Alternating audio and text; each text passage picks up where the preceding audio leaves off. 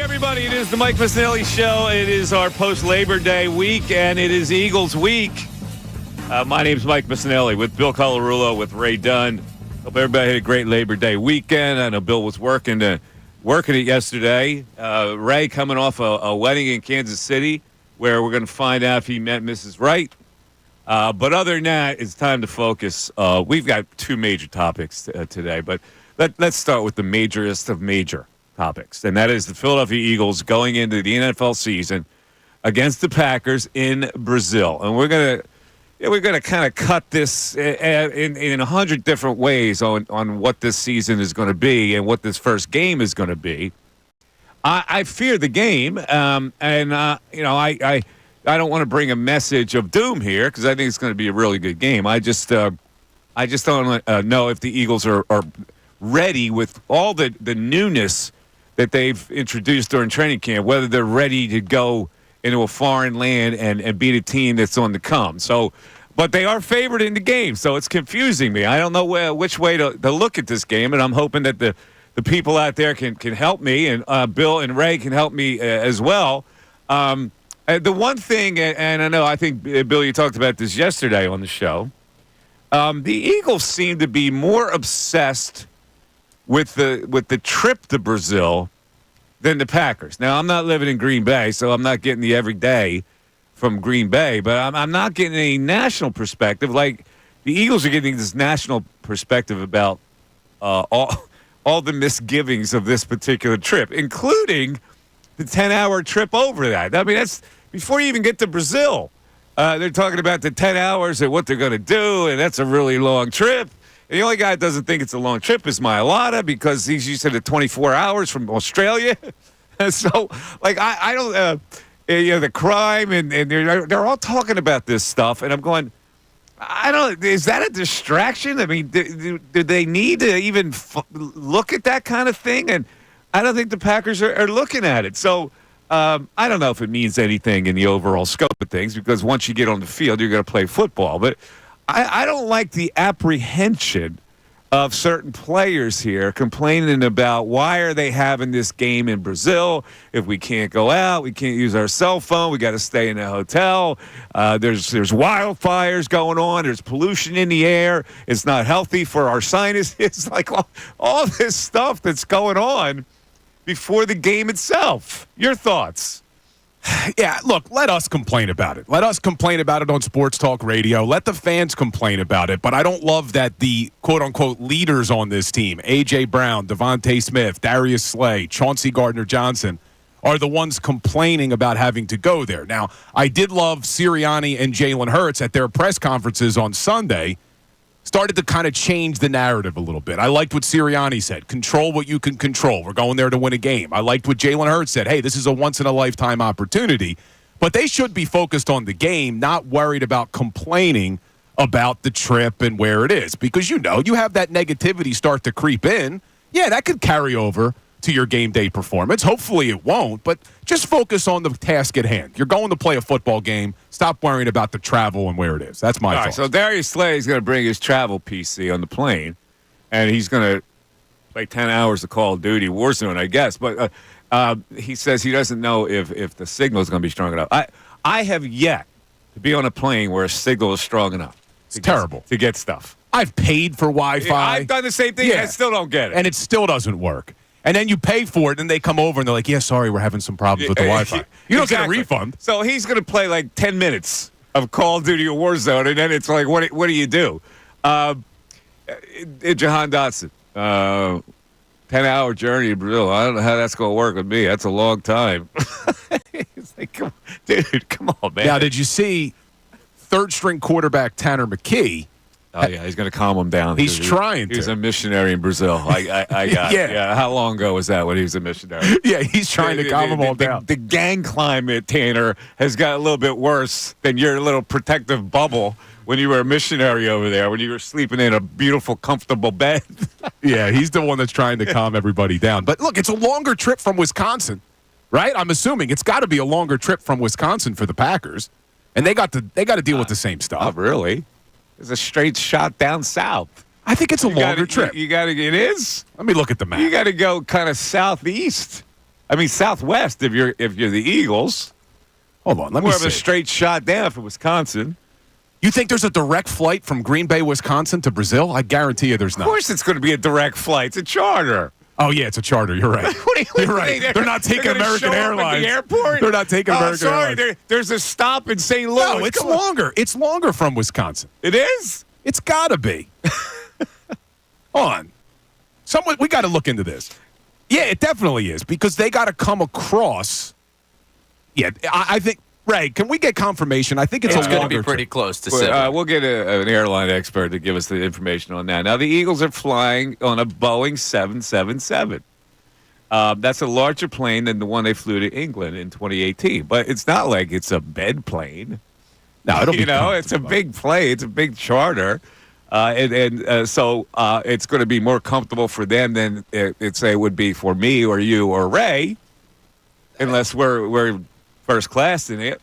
Yeah, the thing that I find interesting is that they're leaving tomorrow, and then they only really have one day in Brazil before their game. Now, there's no time difference. I think it's only an hour difference. So you don't have to worry about getting acclimated to the time change. But, yeah, they're in and out. I mean, the definition of in and out. They land on Wednesday night. They leave Friday night after the game. And all the time is orchestrated perfectly for their body clocks. They say that the food is good, the protein food. It's good. Great meat and produce, apparently, in Brazil that they can imbibe. But they have to allot time. This is interesting, right? Well, the broadcast is delayed. The Eagles have not arrived. They have to get a lot of time to get to and from the stadium, which is expected to be a busy travel day ahead of 7 de Setembro, the country's independence holiday, which is Saturday. Wait, so how does that affect the Eagles on Friday? Travel time. There's traffic all over the place. Getting ready for the. I guess it would be similar to the Friday before the 4th of July, right? Yeah. Something like that. Friday before Labor Day weekend. Yeah. Now, everybody has their own playlist, and Britton Covey says he will be reading or listening to a wide range of music, including musical theater tunes. How do you feel about that? All right. Oklahoma, where the trains are rushing down the plains. I was in, and I don't want to call this person out on the air, but I'm going to. Bally High. I was in a member golf tournament last summer. Uh-huh. And I was randomly paired with another member, and he may be listening. I apologize if this is going to offend you. He wanted to listen to show tunes the whole 2 days. And he controlled the music on the golf cart. And at first he asked me, do you mind anything about my musical choices? Jellicle Cats. Mike, I got to be honest, man. It was tough to concentrate on the golf course when you'd come back and you would hear, like, show tunes or Aladdin music, Little Mermaid. It was very tough to concentrate. I'm surprised. Britton Covey is a show tunes guy? Well, don't you think he would be, like, if there's anybody that would like show tunes, wouldn't it be Britton Covey, a Mormon who went to... show tunes, though. He's a very conservative guy. Show tunes. They get to you after a while, man. They do. They really get to you. By the way, we got confirmation on the YouTube chat about the distance between Wisconsin. What do we have? Green Bay to Sao Paulo, 5,376 miles. 1 hour, 40 minutes longer. Philadelphia, 4,754. So, 600-mile difference. All right. So, not terrible. Yeah, the advantage to the Eagles. By an hour, man. That's why they're favored. Now, we're going to get into this Eagle thing because I'm perplexed at how good they're going to be, but a lot of people have opinions on how good they're going to be. And so we're going to go over a lot of that stuff today and have some bold predictions that I'm seeing from national pundits about the Eagles. And this is going to be a good day to really sink our teeth into a football season. So we're going to do that. However, I don't want to neglect the fact that the Phillies put away the Atlanta Braves this weekend by winning 3 of 4. That race is over. If people didn't think it was over, I thought it was over before they even started playing there. But the Phillies have now disposed of them. And then the next challenge will come in a little bit when they have a 3-game series in Milwaukee. So that will tell the tale as to where the Phillies are. But did I understand this correctly? You apologized to Nick Castellanos? in some form? Like Yesterday was an apology day for me because I have been on Nick Castellanos since he signed here for being Mr. Inconsistency. And then this season starts out slow. Here we go again, coming off of what happened in the NLCS last year. I was continuing to rip him in June, saying you can't trust him. I continued to rip him in July, saying you can't trust him. I continued to rip him in August, saying you can't trust him. And all this guy has done is batted .276 in June, .275 in July, .275 in August. He's got 4 walk-off hits, so I publicly apologize to him. But, Nick, do not make a fool out of me disappearing again in the postseason. You've brought up a really interesting topic. I don't see where there is any need for any media person to apologize to anybody. It is your opinion at the time. It's an opinion based in observation and statistics. So why should you have to apologize down the road for an opinion that you had, which was based in logic and fact? Because even when he was hitting the ball well, I refused to come around. I was still screaming from the rooftops here on the microphone. So what? You can't trust the guy. That's how why do you have to apologize for how you genuinely feel? Because I was wrong. Yeah, but that doesn't mean you have to apologize. Wait. I don't get this. And this is I want to know from fans, because they demand apologies from media people. Oh, well, you should apologize. There's no apologies. Love means never having to say you're sorry. That is true. But I'm trying to get the mojo right. Look, it's September. I don't want Nick Castellanos upset. Upset? Something Bill Colarulo said? He cares. You think he gives an F about Bill Colarulo's opinion? Nick Castellanos definitely cares. This guy doesn't have to care about his wife's opinion. He doesn't care about anybody's opinion. He's the most obstinate, stubborn guy on the planet. Yeah, he definitely is. We'll talk about it. Should you have to apologize? A media person. Should you have to apologize for an opinion that was harsh on an athlete? I hate it. 610-632-0975. Mike Missanelli Show after this.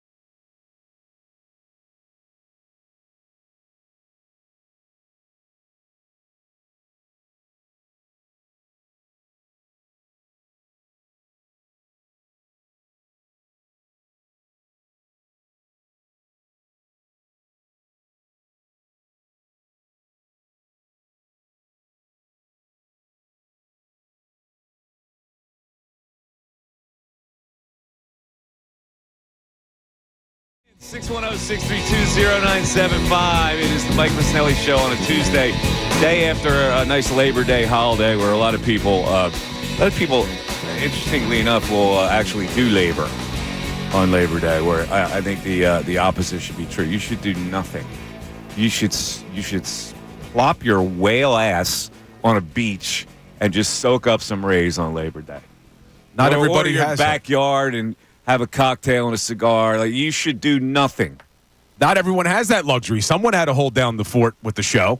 Oh, well. While you and Ray were enjoying your whale ass on the beach. What you do is not work. What we do is not work. I'm talking about, you got construction you're doing, or you're doing some yard work, you're building a rock wall, or that kind of stuff. Anything that involves physical labor should not happen on Labor Day. I could get behind that. No physical labor. And I said yesterday, I threw out the question, what was the best job you ever had? And I said it on the air. This is by far the best job. I mean, it is a privilege to be able to talk Philadelphia sports in one of the greatest sports cities in the country. Look at you ass kissing. I'm not ass kissing. It is a privilege. It is a privilege, especially in this city. Look, we all grew up here. Ray, too. This is one of the best cities, if not the best sports city in the country. Passionate fan base. Pandering. It's Bryce Harper all of a sudden. No guy. Bryce Harper is a panderer. I'm not pandering. I'm talking speaking about the truth. Bryce Harper. I'm talking about Bill Colarulo pandering. He said Bryce Harper was a panderer. Yeah, I know, and you're following the example. You don't think it's a privilege to do what we do? It is. I don't know if we listen. It obviously is. It's fun, but I think you're trying to win some brownie points here. I'm not winning. Look, anybody would know. Saying, Ray, is that a brownie point? I think he might get a few. Chase? Maybe a few. Look, 15 years as an attorney, and I said, you know what? I'm not going to die with just dreams. I want some memories. You were an attorney? So I decided to go all in here. Hey, look, people on YouTube Good to be back, agreeing with Bill. me. Good to see you. You know what, Ray? I'd suck up for you and your leg hair on Friday. You keep it up. You keep it up, Ray. Yeah, I got texts about that. I was. All right, so I want to get to this so get it out of the way here. There are a lot of people that do believe that we should be nicer to players and such. These are the same people that will boo at the drop of a pin, however. It's like the media is such an easy target. Like, they can complain about it, but when the media starts to complain, it's like, you're picking on one of our players. That's why players don't like to sign here, because of you guys. Right? Yeah. Not all the time. So let's just go. I don't have to apologize to any particular athlete. Like, if I accuse somebody of wrongdoing and it didn't happen, then. But if I have an opinion on how they're playing, there is no way that I'm going to apologize for anything, because the bottom line is, you're expecting. We are sitting here kind of in judgment, right? On how people are playing and whether they're given their all, or whether they're giving the fans the bang for the buck, and all that stuff that we evaluate on a day-to-day basis. So when we criticize somebody for not playing well, we don't have to apologize for that. What's appropriate, maybe if they start playing well, is that we go, "Atta guy." That's not, we throw them a compliment, but we don't have to apologize for a previous opinion. That's lame. Yeah, I was screaming that you can't trust him. That's why I was saying, look, we have shown that he can be trusted. Look at the last 3 months. However, now listen to this. He can be trusted. It could just as well turn around. So you're going to sit here, you apologize now, and then he goes into another slump, and you're going to look worse by ripping him. Oh, if he goes into another slump, I'm going to be the first in line. That's what I mean. So you're setting yourself. If you apologize, you're setting yourself up now for something else. At the time, did you think your opinion was righteous? I did. Okay. I did think that you can't trust him. That's the end of the story. Because he does fall off of a cliff. We know that. But the guy has put in a lot of extra work, apparently, before games. He does a lot of extra batting practice. That's what he should do. That's his job. So I like his responsibility to do that. But I jumped into his numbers because I wanted to see, look, he had 3 good months, right? He had June, July, and August. So I went back to 2022. July of 22, he batted 282. August, he batted 300. September, he batted 357. And then he only batted 185 in the postseason.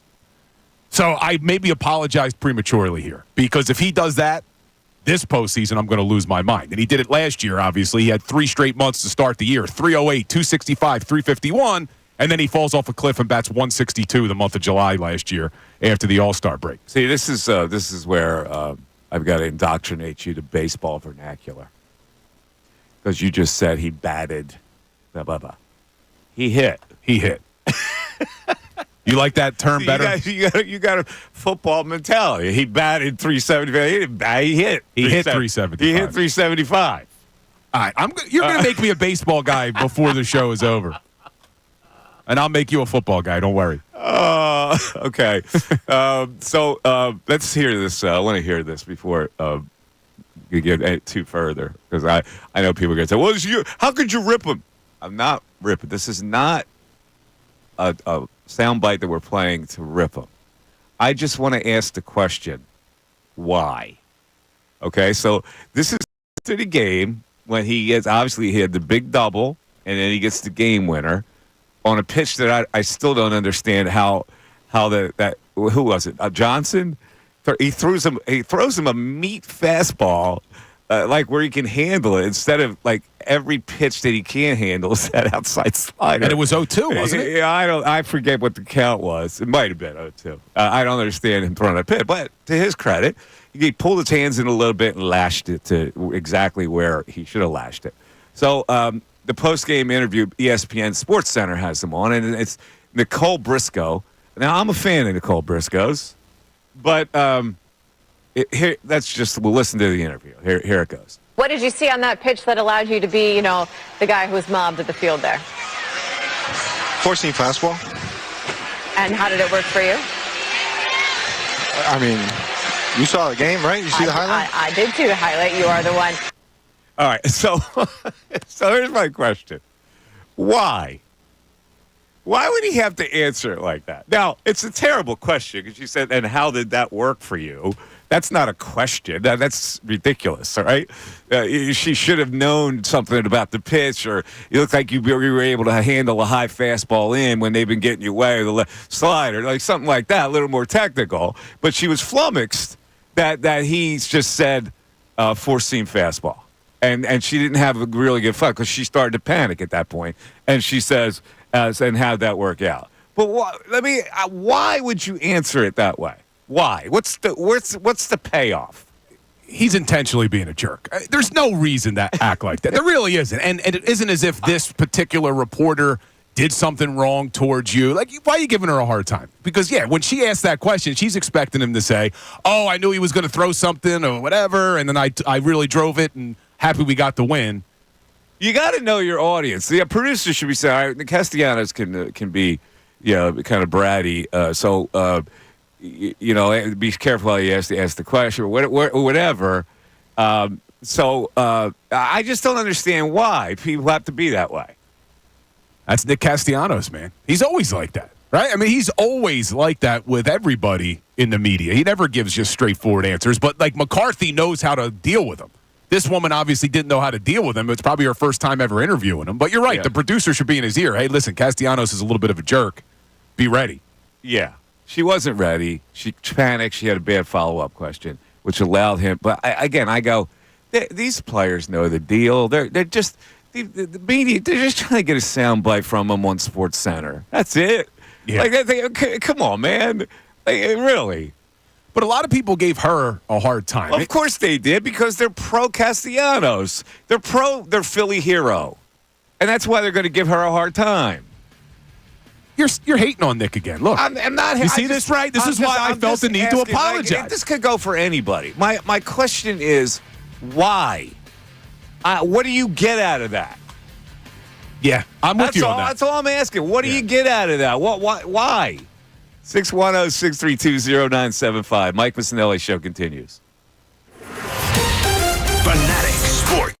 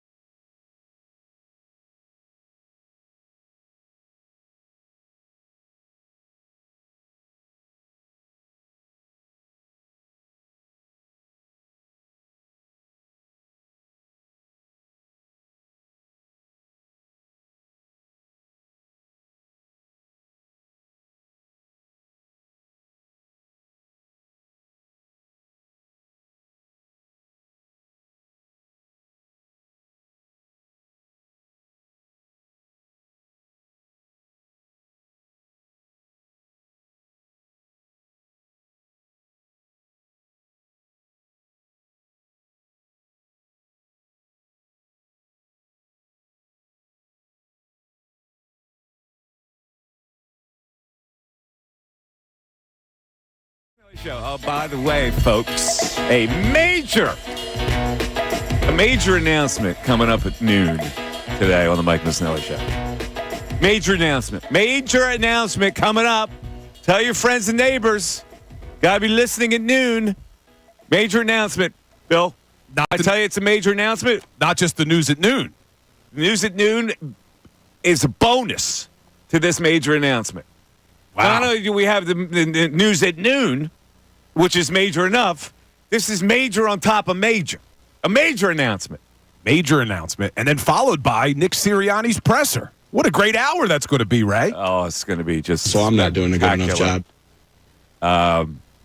Okay, we're getting a lot of feedback on the apologies that media should issue. Listen, I got news for you. I'm not oblivious to the fact that fans will always side with the player. Always. And so 99% of the people are going to say, yeah, the media should apologize for putting out stuff like that. That doesn't bother me. I'm not going to be offended if you say that because I already know that that's what the idea is. Now, we're also getting feedback, which I totally expected. The guy just won a game for the Phillies. The guy is their hottest hitter. There is nobody that's going to find fault with Nick Castellanos right now, as the YouTube chat, right, is saying. We got Dom Adams. Was a great answer by Nick. Matt Deckert. Team Nick. Flyers in 7. I'd be sarcastic, too. So a lot of people are siding with Nick Castellanos. And so my question is, again, and please answer it for me, why? What points do you win by doing that? What is that supposed to do? Is that supposed to teach the media a lesson of some sort? Yeah, MBD says, I'm not really sure what the value in doing that is. It's a kid's game. She's doing her job. Just answer the question. Don't be a bleep. There's no value. But the majority of people are going to say, yeah, good for Nick. Because he's hot right now. And no fan is going to want to criticize a guy that's hot. I know this going in. This is why I choose these kind of topics, because I want people to think about this whole thing. And I know that I'm going to probably get skewered for bringing this up after a game where he wins the game. I am only asking the question. This is a general question. It's not specific to Nick Castellanos. The general question is, why? That's all. That's all I'm saying. When push comes to shove, when you evaluate this whole thing, you're the guy whose life is much better off than some schlub that's going to ask you a question or some fan that's going to watch you on television. So why would you then have to grind it in? That's all I'm saying. It's just basic human behavior. And that's what this is a bigger question about human behavior. Not about the Phillies, not about Nick Castellanos specifically, but in general, what points do you make by being rude to someone? I'm with you on this. We're saying eye to eye. And you're right. You said that fans are usually pro-player. They're only pro-player, though, when the player is playing well. Right. If Castellanos was struggling and he got questioned, he'd be getting killed. You're right. And this is why you're apologizing, because you ripped him when he was struggling, and now you're apologizing. And so it comes to this. Why should we have to apologize? So, first of all, my apology yesterday was tongue-in-cheek. I mean, it was an open forum for fans who had ripped Nick Castellanos if they wanted to call and apologize, because he has been Mr. Consistency over the last 3 months.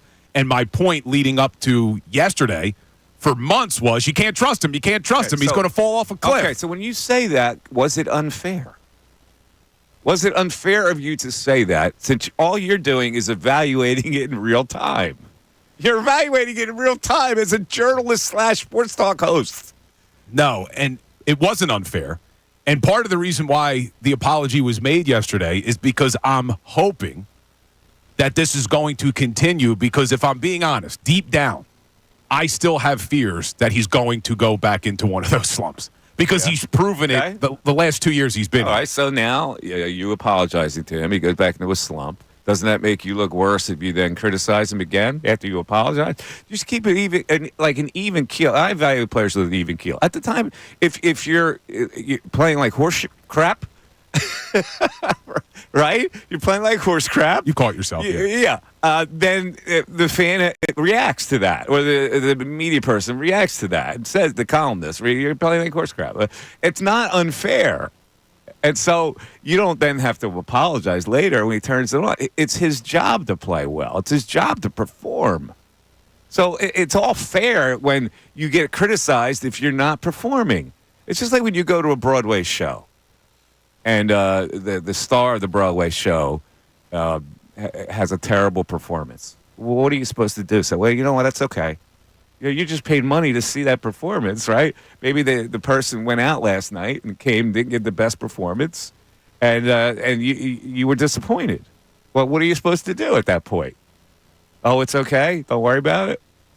But if you would have left that show and said, this person is terrible, they can't sing, they can't perform, they don't deserve to be on a Broadway stage. Well, then maybe that's unfair. And then you go back a year later and they kill it. You say, okay, you know what? I'm going to apologize. They're pretty good. Yeah.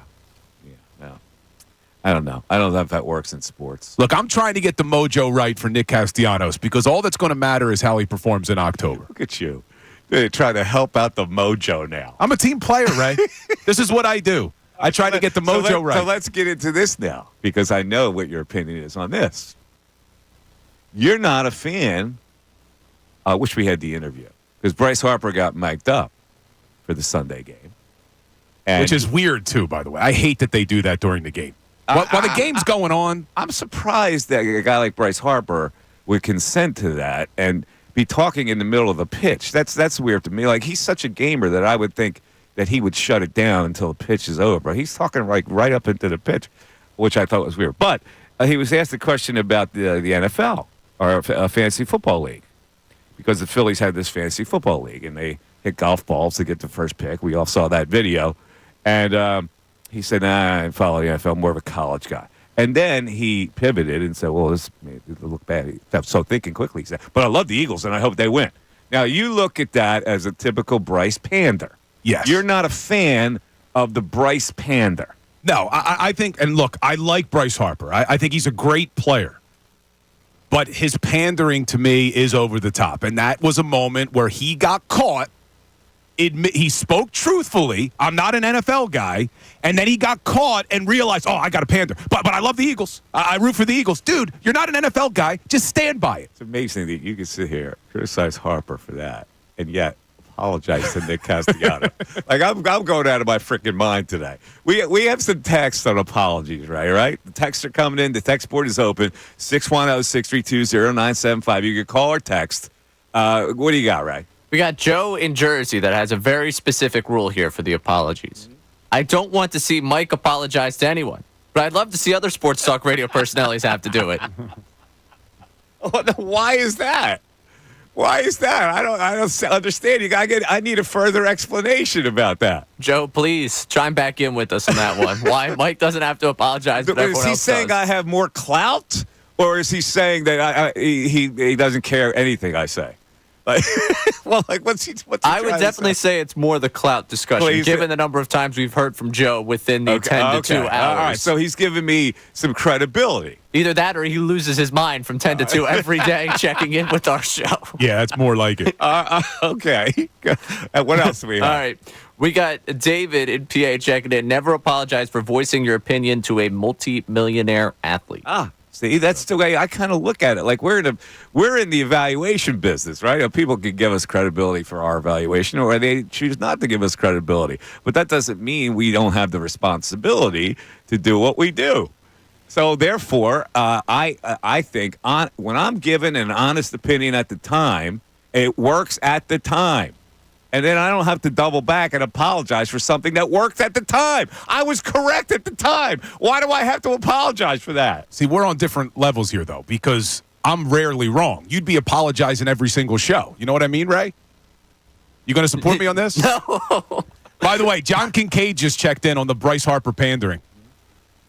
Plus, Harper's lying. He's a Cowboys fan. So not only is he pandering, he's a liar. He's been a lifelong Cowboys fan, and he never hit it until he came here. You know, anything Bryce Harper doesn't bother me except when he doesn't pay attention when there's a guy on third base and he lets a run score. Yeah, that was I annoying. don't care about his pandering. I care more about being rude to a female Sports Center anchor. That's what I care more about that. Yeah, What else do we have on What the do we got, apology? Ray? People supporting me on this? The apology, this might be the closest you get to support, but more going after Mike here. JT checking in. Love Mikey Miss. Love the show. Glad he's back, but he's made a career and built a reputation of talking to callers and co-hosts the way Nick Castellanos talks to media people. Who cares? Is the caller making $20 million to perform? Like that, there's a different standard here. Like if I'm going to rip a caller for a dumbass opinion, it's not the same as me evaluating a player who's playing poor baseball. It's not the same thing. He threw in co-host, too. I expect apologies, Mike. Ray, apologies are necessary There on will this be show. no apologies. I will want your apology when they win the World Series, and I want to go back to that Dombrowski conversation we had last week. I stand by that, by the way. I know Dave Dombrowski is a good general manager, but I still stand by the fact that I felt like he could have done more at the deadline. Now, if Austin Hayes turns out to be the answer in left field, then maybe Dombrowski will get an apology How from many me. times I was asked to apologize to the likes of the Furkan Korkmazes of the world. You don't know what you're talking about. Like, he'll make three pointers, and I'll get the crowd. See, you need to apologize to Furkan. Now, at the end of the day, did I need to apologize to him?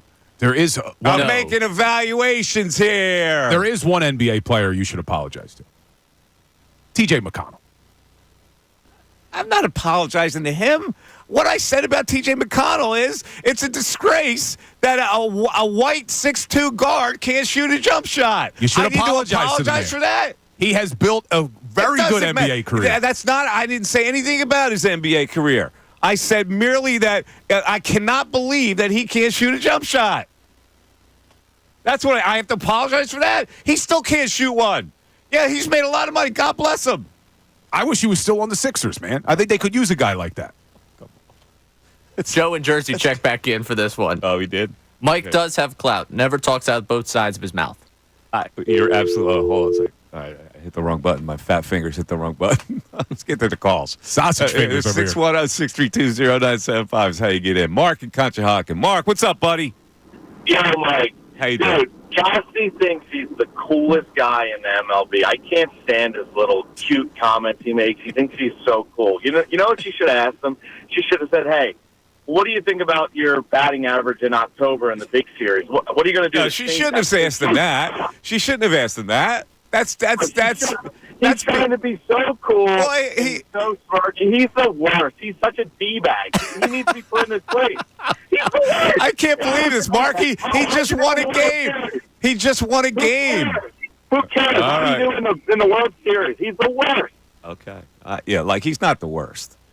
I'm merely asking. I'm not evaluating him right now as a player. I'm just asking, why would he do that? Why? Well, I don't understand. We'll see how he does. He tries to be cool. We'll see how cool he is in the World Series, NCLS. How calm he is if he can hit a double in that. Because he's so easy. He disappears. He disappears every single year when it matters. Well, we'll see if he does. All right. Now, what about the Eagles going to Brazil, Mark? I think we're going to win this game. I think Hurts is going to be the MVP this year. The only thing that I'm worried about, I can't believe they didn't play anything in the preseason because I feel like they have such a fragile ego that if they go out and lose week one in a weird game against a good team in Brazil, it could just start fire. Well, you could be right about that, but in preseason they weren't going to do it. At the most, you're going to play a couple series, so that's really not going to make that much of a difference. No, it's not better than nothing. It really isn't better than nothing. It is. No, it's not. It's not better than nothing. Playing a couple series in preseason is not better than nothing. In the overall scope of things, keeping your players healthy for week one is more important. So now they're all healthy. And if they lose game one, which I think they will, it's still not going to be some kind of a outlook on the season. It's just they lost game one. It's not that big of a deal if they lose game one. No, it's not a big deal if they lose game one, but people will overreact, I'm sure. People will overreact, and they will put it together. Well, because they have two new coordinators, they needed to play in preseason. Well, no, how much were they going to play in preseason? You weren't going to get the answer about their new. They weren't going to show anything, first of all, in the preseason. So how would it have helped? if they played in preseason. And the defense did play. A lot of the defensive starters did play. Did more than certainly the offense. But again, it's like the season will tell the tale. The coordinators will, and it may take a while. It may take several games for them to get into a flow with all these new offensive coordinator and pre-snap motion and all this kind of thing. I'm reading a story today about how wonderful Kellen Moore is. You read that story? I did. The Inquirer? Yes. Talk about that one? Yeah, it was a good story. It was a puff piece, but Kellen Moore, my God, I read the story and I go, let's go. I think he's this, he's that, he's everything. Olivia Rainier, I think, wrote that story. Yes. Yeah, it was a good story. I mean, look, there's a lot to like about Kellen Moore. There is a lot to like about him. He's been a coordinator for 5 seasons. He called plays on the number 1 offense a few years ago in Dallas. He's had success in Dallas. He didn't have a lot of success last year, but how much was that on him? Bad head coach. Yeah. Justin Herbert gets hurt. Bad offensive line. I am excited to see what Kellen Moore does. Britton Covey had the ultimate evaluation. When he put down the headphones and listening to show tunes, he said this about Kellen Moore. He said he's able to, quote, teach smart. Moore excels at keeping the elements of the offense, quote, simple without being simplistic. In the big picture, plays are still intricate, but Moore boils the read progression down to something of a hypothesis. If the defense is showing a particular coverage or pressure look, then the offense zeroes in on its precise answer and eliminates other options. That's a lot of mumbo jumbo. But here's the quote from Mr. Showtunes. It's like letting Jalen have an easy pattern of thought, easier reads, still complicated plays and stuff, but you simplify the read progression. And if they do this thing, you cancel out every other thought because you know exactly what we're going to do. Now, that's a lot of words that I don't signify nothing to me, but there you go. That's a football man.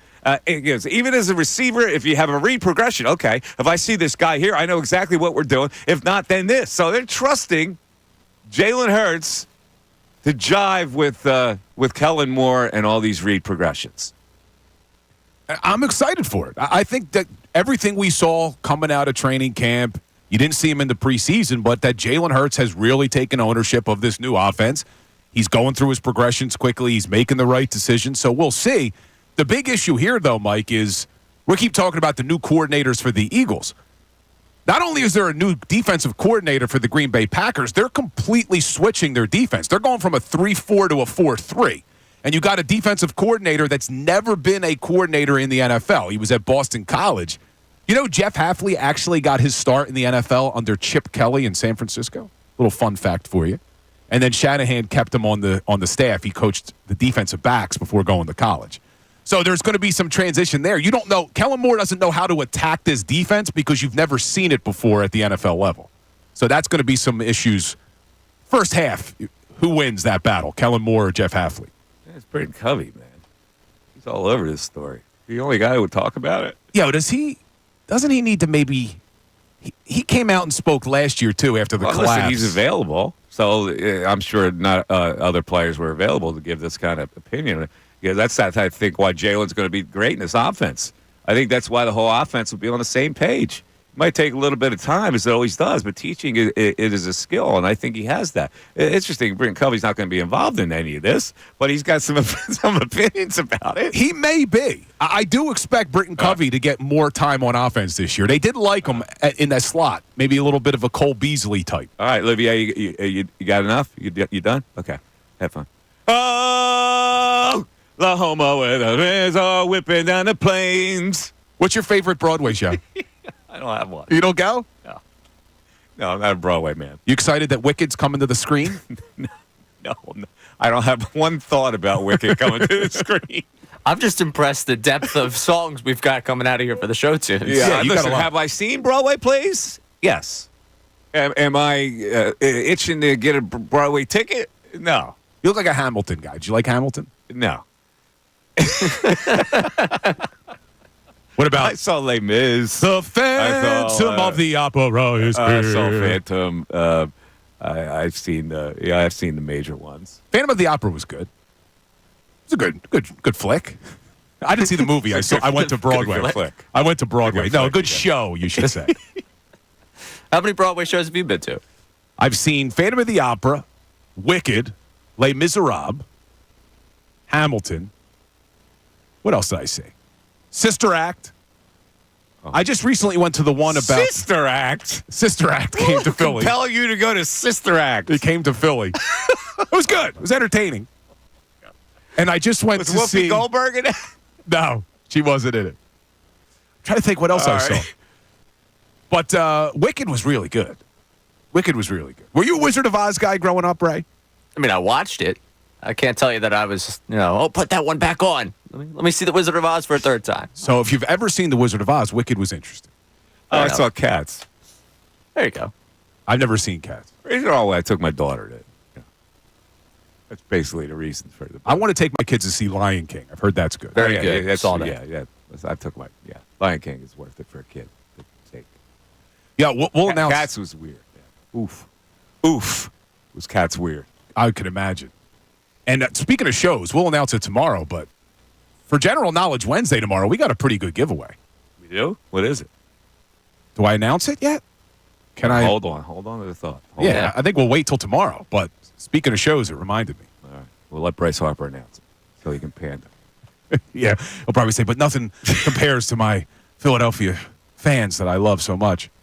Nothing compares to you. Here's Ooh. it. Chris Cornell sing that one. Nothing compares to you. Have you heard Chris Cornell sing this? I don't think I have. Oh my God, we got to play a little of it in this 11 o'clock hour. Yeah, but Sinead O'Connor passed away, didn't she? She did. So you can't play that song, but anybody with her. Wait, Prince wrote it. She did the song after Prince wrote it.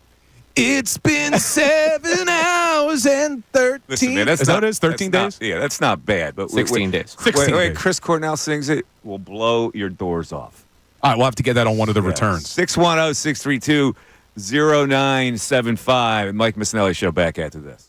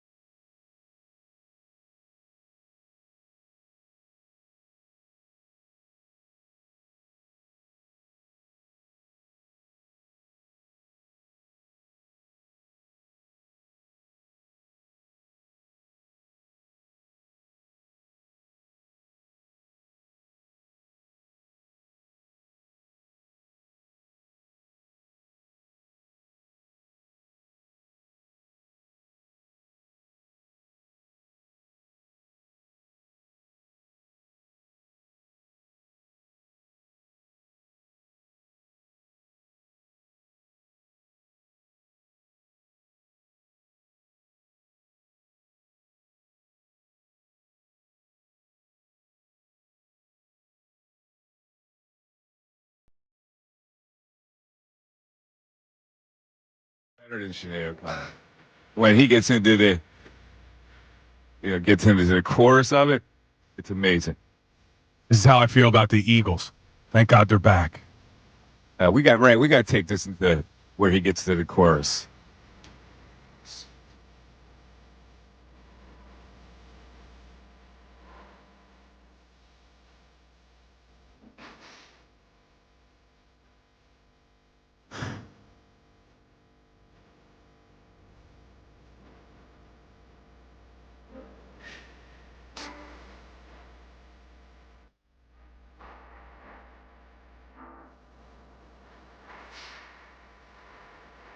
Here it comes. Here it comes.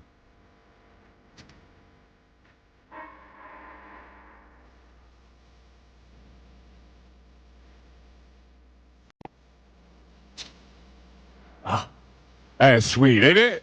Good version. Mike Missanelli show. I mean, really, you go Sinead over that? Absolutely. Oh, no. 610-632-0975 is how you get it. All right, let's talk some Eagle issues here.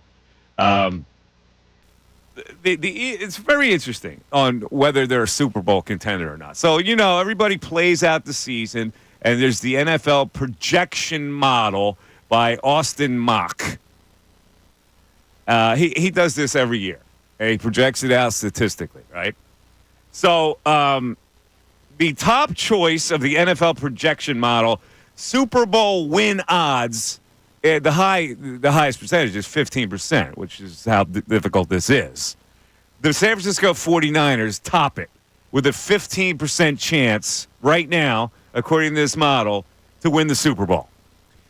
But what this doesn't take into account is the Super Bowl hangover. That can't be put into analytics. That can't be put into statistics. And we've seen there's only been 6 coaches to ever do it. Now, he says, he goes on and analyzes further. Without the number, he gives reasons why they'll win the Super Bowl and reasons why they won't win the Super Bowl, which I will concentrate on since I'm Mr. Negative. By the way, there's only been 4 coaches. I said 6. 6 have gotten back to a Super Bowl. Only 4 have ever won a Super Bowl. Second place, Kansas City Chiefs, obviously. Third place, with a 7.9% chance to win it, your Detroit Lions. Makes sense. Eagles are 4th, 6.4. So that's encouraging. They're ahead of the Ravens, the Cowboys, the Bills, the Bengals, and the Packers. What is this all based on, though? What Statistical analysis. I don't know. The NFL projection model, a computer spits it out. They put all the data in, and a computer spits it out. What do I know? You don't look like a computer guy. No, I'm not. This is just food for thought. So why the 49ers won't win the Super Bowl? Contract chaos. Negotiations with Brandon Ayuk and Trent Williams spill into the season. And without these two practicing for the majority of the summer, the offense sputters out of the gate and struggles to find a rhythm. Trent Williams showed up today, by the way. It's being reported that the contract is close to being finalized. Missed all summer. He did. That's what the point is. Yeah, so did Ayuk most of it. All right, let's go on to the next team. Your Kansas City Chiefs. So we know why they're going to win the Super Bowl. Why they won't win the Super Bowl. No team in the Super Bowl era has ever three-peated. It's incredibly difficult to win the Super Bowl, and despite Mahomes and company making it look so easy, the AFC really is stacked this year. One thing I'm worried about, the Chiefs kind of sleptwalked through their regular season last year. If they have to go that road in the playoffs again, maybe the defense takes a step back and then a trip up in a tough environment like Baltimore or Buffalo. It's never been done before, but if anybody could do it, it's Mahomes. The Lions, who you are down on. Not down on. I think they're going to be a good team, but I don't think they're going to get to the Super Bowl. Why they won't win the Super Bowl. The offense becomes stale under Jared Goff, just like it did in Los Angeles. In year 3 with the Rams, Goff reached the Super Bowl with his EPA/drop back and success rate metrics hitting a peak. In year 4, his numbers dropped off, and the Rams went from 13 wins to 9. Yeah, I'm not as sold on the offense getting stale. I think Ben Johnson is a good offensive coordinator. He decided to stay in Detroit, which should help, but I worry more about their head coach, Dan Campbell. I don't think he's a great game day coach. I know everybody loves him. They want to anoint him as the next best thing as head coaches in the NFL. I'm not sold on Dan Campbell as a game day coach. Before you gloss over that, what you said about their offense, I don't worry about Ben Johnson. Jared Goff is a guy that elevates an offense to another level, that does it year in and year out. Are we sold on that in the NFL? A lot of people high on him after last year. Are we sold that he's going to be this year-to-year great quarterback or really good quarterback just because of last season? See, I'm the wrong person to ask because I had Jared Goff ranked high even before last season. I think he's been one of the most underrated quarterbacks throughout his career. I think Goff's a very good quarterback. Okay, I don't really see that. To me, is the biggest thing going with the Lions this year. I don't look at coaching for them. I look at quarterback play, and is it something sustainable at the top? Eagles. Why they won't win the Super Bowl? The defense just doesn't quite put it together. The defense? Mm-hmm. My model has the Eagles' defense projected to be a league average unit as it stands right now. And if the young players in the secondary don't show up, Philadelphia won't last long in January. And in fact, if we extrapolate this whole season out, predictions are that the Eagles would lose in the first round of the playoffs, according to these metrics. Do they say who they would lose to? Yes. Let me see if I can find that. And then that would bring us to the question of... They lose to a lower seed. It's predicted. So they think they win the NFC East. Yes. Host the wild card game because they're not the 1 seed. Yeah, and lose. Mm-hmm. And you and I have talked about this before. If that happens, they win the NFC East, but they lose a home game in the playoffs in the wild card, does Nick Sirianni return next season? Well, I would say no. I think he would have to. If they lose in the first round, I don't think he would. If they win the division, go to the playoffs for the 4th straight season under Nick Sirianni, becoming one of, I think, only 4 coaches to ever do that. 6 coaches to ever do that. You're not going to like this. So much good. There is no question he doesn't come back if this happens. Chicago. NFC number 7 seeded Bears coming to Philly and beat the Eagles. I'm the dumbest coach in the world. I still think he would return. People are so high on this Bears team. Here's why the Bears aren't going to be good. It's not Caleb Williams. Matt Eberflus. He's not a good head coach. Everybody's high on the Bears. This is the fashion pick this year. Eberflus. This will be the last year he's the head coach of the Chicago Bears. Eberflus will be gone. All right, so you're telling me if they lost to the Bears, even though they won a division, you're telling me Sirianni's back? Yes. There is no chance. If they win the home to the Bears, he's got no shot to return. If they win the NFC East and lose in the first round of the playoffs, with 11 wins, tied with the Cowboys, winning it on a tiebreaker. He has to come back. You can't. Wait, hold on. How do you fire that guy? They tie for the division. They win on a tiebreaker. He loses to the Bears. You're telling me he's back? He would have to be. You are a Sirianni. There is no way. You are a Sirianni. Are you living in his basement? How could you fire a guy? Good Lord. How could you fire a guy who wins the division? First of all, 11 is not that hotsy-totsy. Second of all, then you have to win on a tiebreak. Then you lose to the Bears at home? Are you nuts? So they were going to win 11 games for what? Well, 11 games is nothing, really. It's not that. That would be 3 straight. Not that impressive. 11-6 is a decent year. Not that impressive. You tie for a division, you win on a tiebreaker. It's technically like you didn't win the division. Winning the NFC East would be a big deal. If he wins the NFC East, he's back. We got to throw this out here. Now, this is all speculative. This is all predictions. It's all models and all this crap, right? But the projection is the Eagles would win their division by a tiebreaker with 11 wins, and they would lose at home in the first round to the Bears. Bill's saying that the head coach will be back. He should 100% be back. I got to take a vote on this. This is good. The text board has to hum, and the YouTube chat has to hum on this one.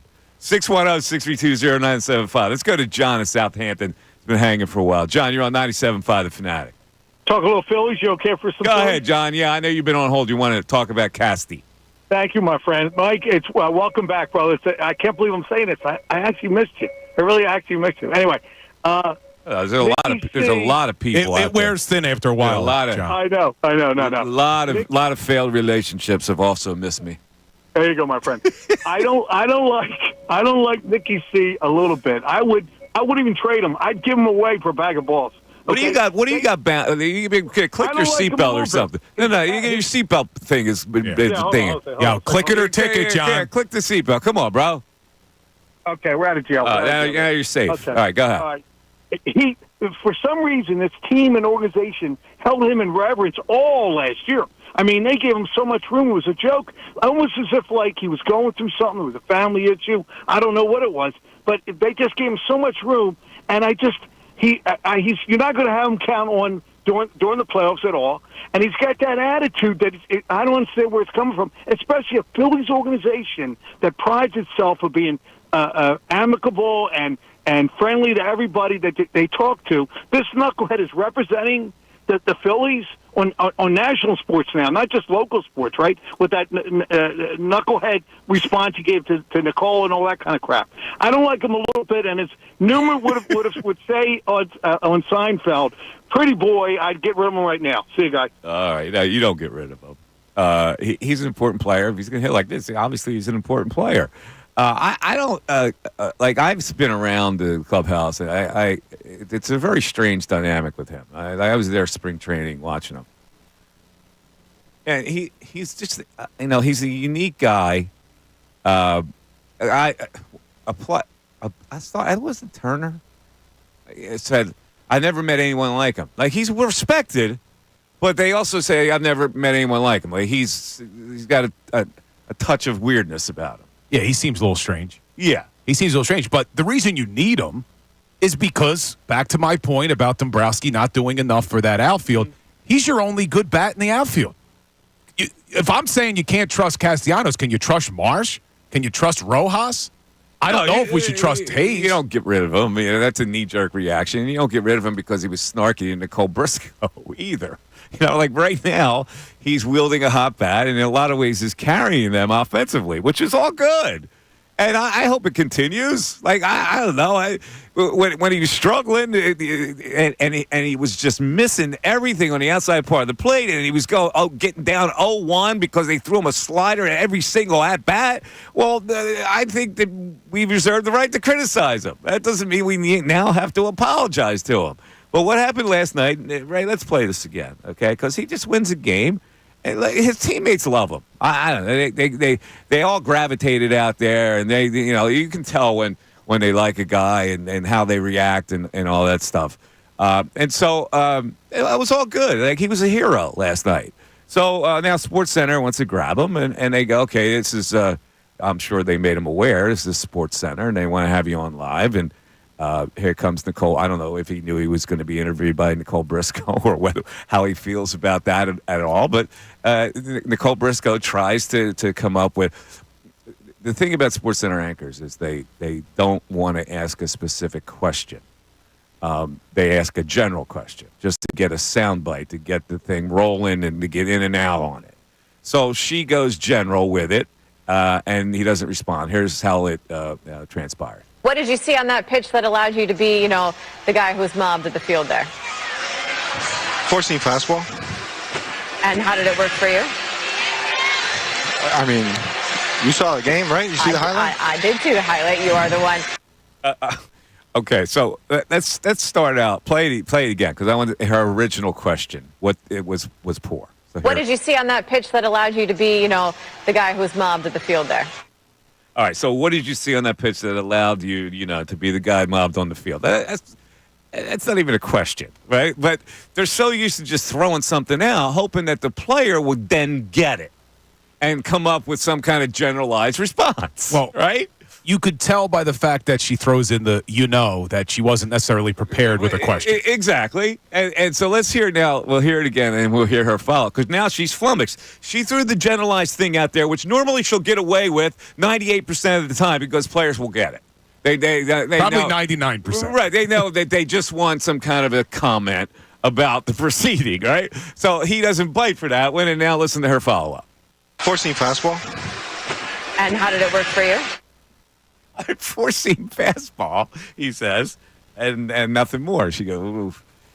So now in her head, it's like, well, how did it work for you? What? Now what? Come on. What is that? How did it work for you? It's not an ideal question. But like the reason why Castellanos is being a little bit of an ass here is because if she's on SportsCenter, she's probably not watching the game. They cut to her. Like, you've done stuff like that where it's not always easy, where you're able to watch the game, and then they come to you, and it's like, all right, you got to ask this guy a question. Yeah, she should have had a better question prepared, but he was being unnecessarily difficult. Yeah, again, I go, what's the payoff? What do you get, Nick, out of that? What does it make you feel better to do that? Like, I don't know. It's basic human behavior. 610-632-0975 back after this. Kincade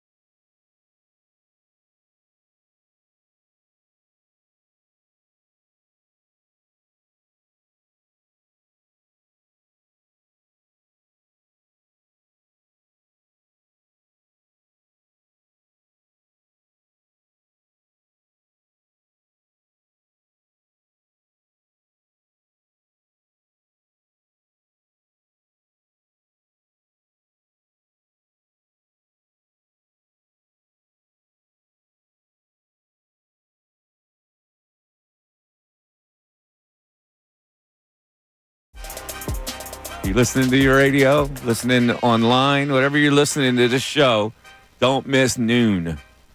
We have a big announcement coming. What could it be? What could it be? We have a lot of text on Sirianni if he loses in the first round of the Bears. Well, I guess anybody if he loses in the first round. Well, the Bears would be a 7 seed, right? So whoever that 7 seed would be, because they're going to get. But if they play the 7th seed, that would mean that the Philadelphia Eagles are the number 2 seed in the NFC. Yes. So you would fire a guy who was the number 2 seed in the entire NFC. So much because they won the division with only 11 wins and a tiebreak. Well, if they win the division with 11 wins, that would mean the NFC West and the NFC South winners would have less than 11 wins. So you'd have the second best record in the NFC. And you would fire a guy. The way the model projects would be 7 Bears at 2 Eagles, 3 49ers at 6 Cowboys, 4 Buccaneers at 5 Packers, according to the model. So the Philadelphia Eagles would finish higher after the regular season than the 49ers, the Packers, the Cowboys, the Bucs, and the Bears. And you would still say, but if they lose one game in the playoffs, done. The fact that they finished higher than those teams and still lost at home to the Bears would make me fire them even more. I would be shocked if Jeffrey Lurie I did can't that. believe that you would even put yourself in the shoes of Jeffrey Lurie. I can't believe that you would even think for a moment that he shouldn't be fired. How could you think for a moment that he should? Oh, my God. He lost to the Bears at home. After going 11-6 and winning the NFC Caleb East. Williams, a rookie, comes in here and beats your ass. And you're not going to fire that guy. Come on, man. Come on. Right, let's get to the text board. What are they So, saying? and you're clearing house, too. Oh, my God. Stop Fangio's it. gone. Stop it with your Sirianni Kellen thing. Moore's Stop it. gone. I can't take it anymore with your Sirianni thing. I can't take the Sirianni hate. Right, go ahead. All right, David, check it in. If the Eagles win the NFC East and lose to the Bears in first round, Sirianni should be the first coach getting axed. Yeah, it's ridiculous. Career record is 47-26. Who's gone to the playoffs 4 straight seasons? Who just won the division? You're going to fire a guy whose record is 47-26. It's absurd. This guy is ridiculous. Because It's we are ridiculous. so overreactionary as a fan base in the city of Philadelphia based off of 7 games to end the season last year. This will be the second time they lost in the first round consecutively. Last year they weren't a good team. And this one would be at home. If they win the division and go to the playoffs, he cannot get fired. I'm sorry, he can't. Okay. What if they lose a close game first round of the playoffs? He's fired? He's losing to the Bears. It's ridiculous. He's losing to a rookie quarterback at home. What, do you not factor that in? Who did Houston beat last year in the playoffs? I don't care. It was a rookie quarterback. I don't care. This is Houston. I think they beat. I'm judging what happens here. I think they beat the Colts, didn't they? I'm judging what happens here. I have no steam with any other organization. I have steam with this organization. So would you agree, though, that if they win the division and go to the playoffs, that Nick Sirianni has brought the Eagles to the playoffs all 4 seasons he's been a coach? Correct. That's a statement. That is a fact. Here's the thing that I look at more than you. I look at the fact that they lost 7 of 8. He had no idea how to control it. He was like Ralph Cramden. He had no idea. Now we go into the next year, and I'm going to watch this team lose at home to the Bears. Like this is the stock that I put in. I don't put in the stuff. Well, he's the first coach who got 4 years into the playoffs. I look at the traumatics of it. And that to me defines a coach more than anything. If you're not have your team ready to play a playoff game at home and you lose to the 7th seed, the Bears, that cuts more ice with me. And you'd fire than your overall record. And you'd fire him. Yes. And assume. I would have fired him after last year. Which would have been a mistake. And you're going to assume that whatever coach they bring in here is going to be better. So it would have been a mistake to fire him last year, even though if we project that and he loses again in the first round of the Bears, that you're telling me last year would have been a mistake. Would have been a mistake to fire him. Last year would have been a mistake. Even though he didn't accomplish anything the next year, you're still going back. It would have been a mistake to fire him. You're saying not accomplishing anything. Winning the division and going to the They playoffs lost is to Tampa accomplishing Bay something. and lost 7 of 8. Would you stop it? They should not have fired him after last season. They should not have. You were 1 year removed from going to a Super Bowl. You were 1 year removed from having literally the best season in franchise history, and you were a half away from winning the damn Lombardi trophy, and you want to fire a guy a year later. Too reactionary, Ladies Mike. and gentlemen, I need help today.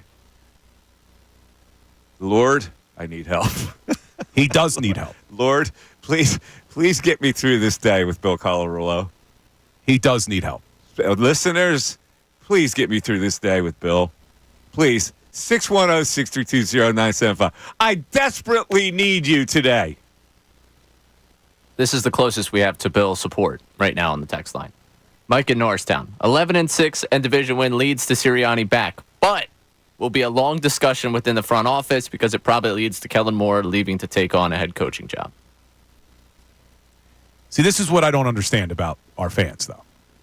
Because if the Eagles go 11-6, win the division and go to the playoffs, and they lose, fans are saying, well, you fire Sirianni and you keep Kellen Moore. Well, was Kellen Moore a part of them losing in the first round of the playoffs? Maybe not. Maybe it's the defense. Then I don't put that on Sirianni. I put it on Roseman. Because the defensive personnel wasn't good enough last year, and if the defensive personnel isn't good enough this year, then that's not on Sirianni. It's not. And last year's defense was terrible because of Howie Roseman's failures. Didn't have anything to do with Sirianni. Did this guy buy you a beer somewhere? It's just that when you look at the overall picture, to act like this guy is just a complete clown is wrong. I didn't say he was a complete clown. I'm reacting to the data. And data says, all right, enough. 7 of 8. He lost 7 of 8. He had no idea how to curb That's it. a small amount of data. And he loses at home to the Bears. Yeah, come on, man. That is a small amount of data. 632-0975. On the other side, Ray had a big wedding weekend. I want to find out if he came home with Mrs. Wright after this.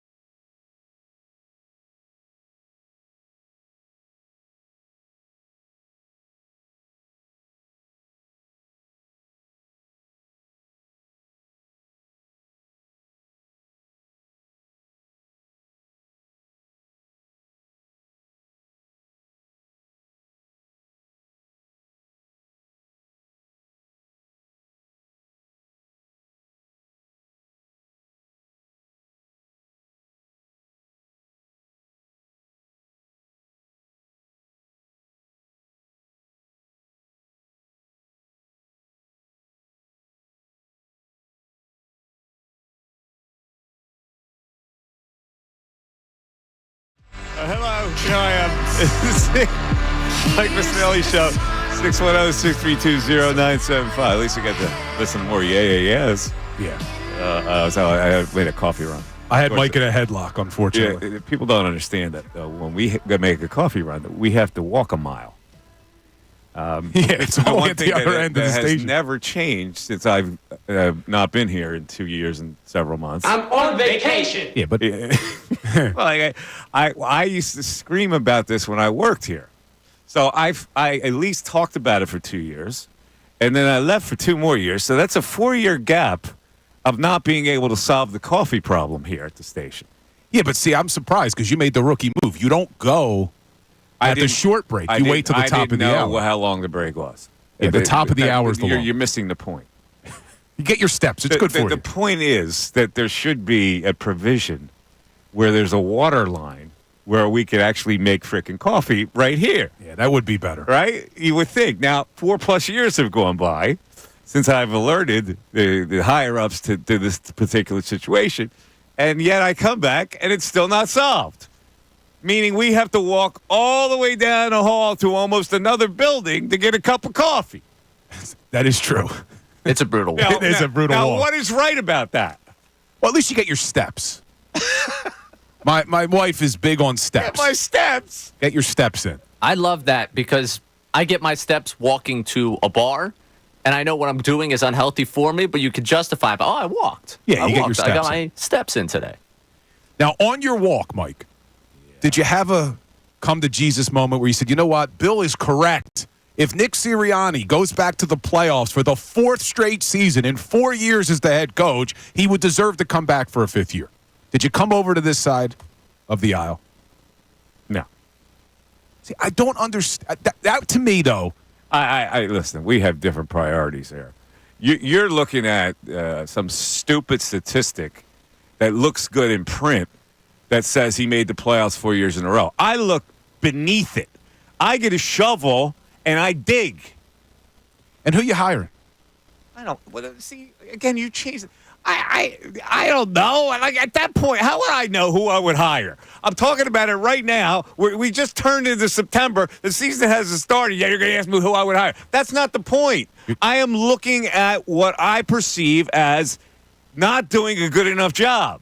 Okay, so whether you got not doing a good enough some job. fancy little I made the playoffs 4 years in a row nonsense, I look deep inside and I go, you lost 7 of 8 and mucked up an entire season, and now you're going to lose to the Bears at home, and I'm going to endorse that you come back? I can't do that. I'm sorry. If he goes 11-6, you're talking about a winning percentage as a coach of 644. Why do you Mike. keep going down with these fake numbers? How is that a fake number? How is that a fake You're number? giving me fake numbers to justify failure. How is 644 winning percentage fake? There's nothing more real than The that. winning percentage only counts if you win in the playoffs. If you mess up a season that you start 10-1, these things matter to me. They count. The general, I made the playoffs with my winning percentage, that's secondary to what I observe.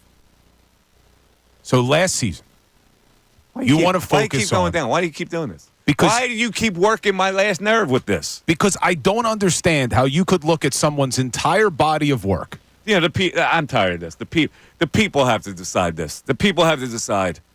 This is a decision for the people. I'm out. 610-632-0975. All right, we got some pro-Sirianni text. Let's go with the Bill text board. All right, the Bill text board is very, very quiet, but there is one that we have here from Reese in Dallas. If Sirianni is fired after obtaining a number 2 seed and having a 47-26 record as a head coach, who in their right mind would want to be his successor or replacement unless it's just they're fishing for the check and title of head coach? What are you talking about? You know how many people would want to be their successor? That means they have a decent enough team. They just have playoff failure. The bar is low for that. If you've lost in the first round 2 years in a row, who wouldn't want that job? Hell, I can get past the first round. I mean, it's a highly coveted job with a franchise quarterback. All right, go ahead. We have one more person checking in to help Bill out. And I want to shout out Tim from Maple Shade as a first-time texter who felt so compelled to defend Nick Sirianni. He's here. I believe the Fire Nick Sirianni people need to get a grip on reality. You want to fire a coach that has been pretty successful here over a terrible 7-game stretch. Are coaches not allowed the opportunity to fix mistakes and grow and learn as a coach anymore? He's in his early 40s. That's pretty young for a head coach, so hardly a finished product. Please make it make sense, because Bill is the only one that is so far. Is this guy? Thank you, Tim. Does this Tim understand that we're also extrapolating them losing in the first round this year? Does he want to throw that in and tell me how you feel as an Eagle fan when you're sitting there with your thumb up your nose after they've lost the first round again, and you're going to tell me, get back to me then, and I want to hear how you feel. So is your cutoff one playoff win? If he wins a playoff game and wins the division with a tiebreak, then he survives. I'm easy. I'm not anti-Sirianni if he gives me performance. Performance is not losing to the first round at home. One playoff win saves him in Mike Missanelli's world. Yes. Because that's the game he's supposed to win. Once you get to the next round, I don't know if you're supposed to win that game. When you play a 7th seed at home, you're supposed to win the damn game. What else we got? We got Sirianni now. There he is, my favorite coach. He's up.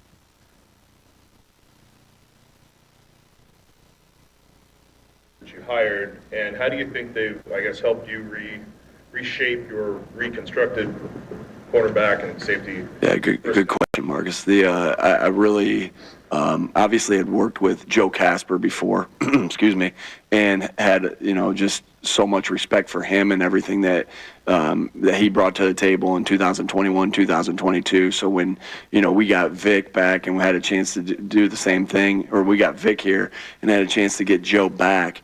Obviously, that was a no-brainer. We were able to jump on that.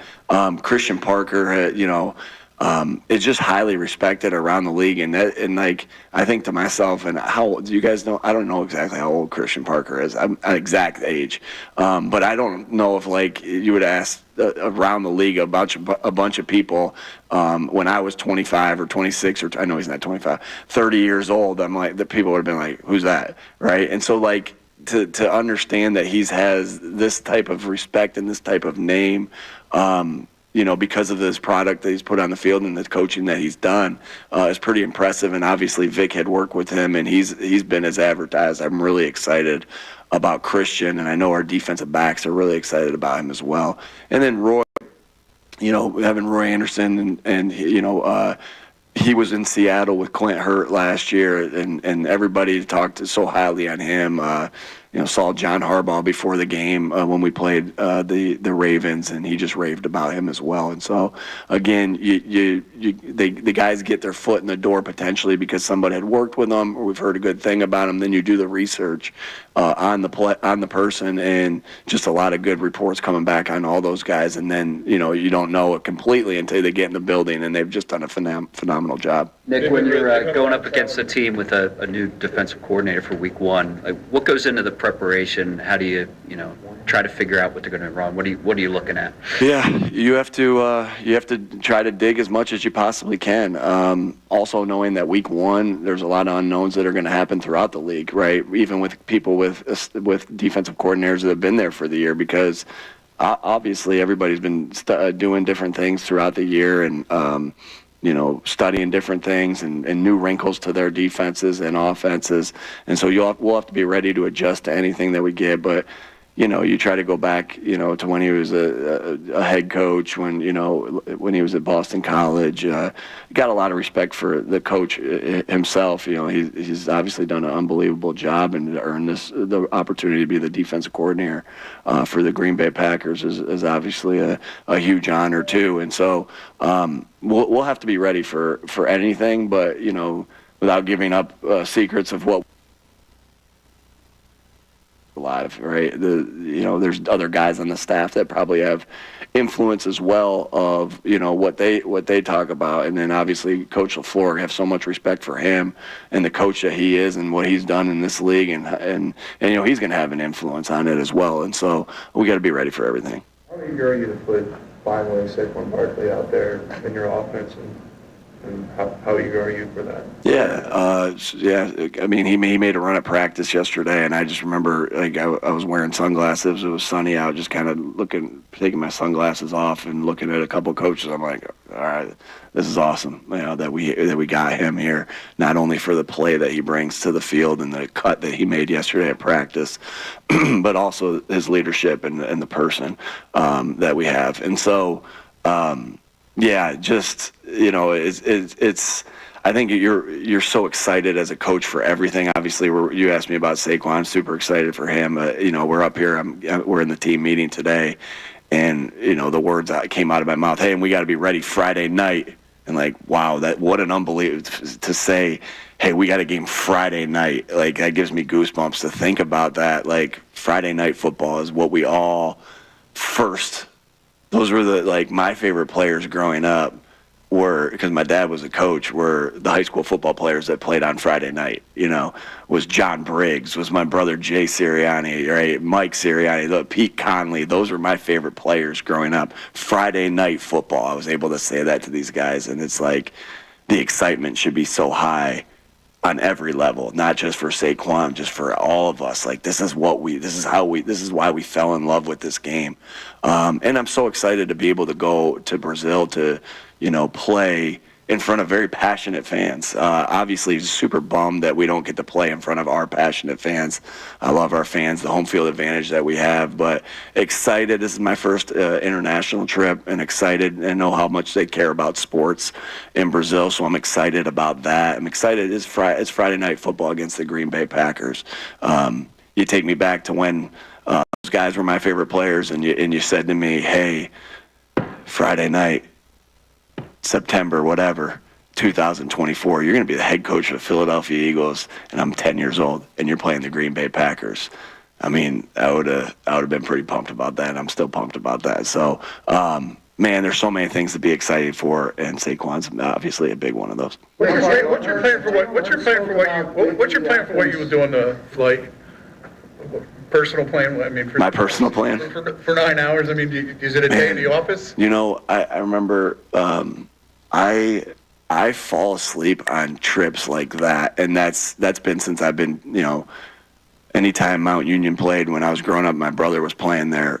Wherever we went, if it was a 5-hour trip, I slept from the moment we left Jamestown, New York, to wherever we got to Mount Union. So, my natural reaction is when there's movement. Like, I don't get to do that anymore because every time we do a family trip and my wife doesn't drive, I have to drive everywhere, which I will gladly do because the kids are nuts during that time, and she's the one who has to handle them and get them the snacks and fix the iPads and fix the television.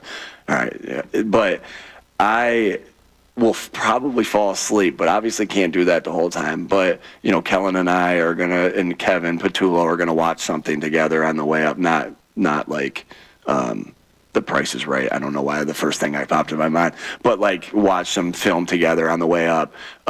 So that's a chunk that, there's a couple things like that I'm thinking, hey, I'm going to watch this with these guys, watch this with these guys. Any good suggestions on any movies that are out or anything like that? Nothing? Is anybody? Okay, maybe you guys can tell me on the side. But, so a little bit of work, a little bit, I'll definitely fall asleep a little bit, and then, a little bit of just relaxing there as well. Because, today is our Friday, right? That's why we're meeting with you today. Tomorrow's our Saturday, but then we get another Saturday, right? And so we're obviously way ahead and all those different things, but there's still this last minute, and there's a lot of unknowns like we talked about, but there's still some things obviously that we're saving for that trip to be able to go over. Two more on the record. At the beginning of this process of Jalen Hurts learning Kellen's offense, he spoke about wanting it to become his own through this process. What have you seen with the collaboration of them and Kellen maybe feeling out what's comfortable for Jalen and the collaboration with those two? Yeah, Jalen's just done such a phenomenal job. He's just had a phenomenal camp, right? And he's had a phenomenal week of practice. Looking forward to going out there and seeing practice again today. But, he, like I said, he he's dove into everything that he needs to, do to be a great quarterback, and continue to be a great quarterback in this league. And he's worked his butt off, not only on the offense, but also, with his strength and conditioning, with his leadership, with his accuracy, with his decision making. And I've just seen him attack the offseason and the training camp. Like I'm so used to seeing Jalen attack, everything, and and I'm excited for him to be able to go out there and show everybody what he's been working on, because he's put so much time into it, and I'm excited for his season that he's going to have, and who he is as a player. Do you know about your exact setup down there, and is it different than like a typical road game? As far as just like hotel setup, practice setup, all that kind of stuff. I know that we just have so many good people in this building that everything's going to be. I think we're staying. I'm not going to say where we're staying yet.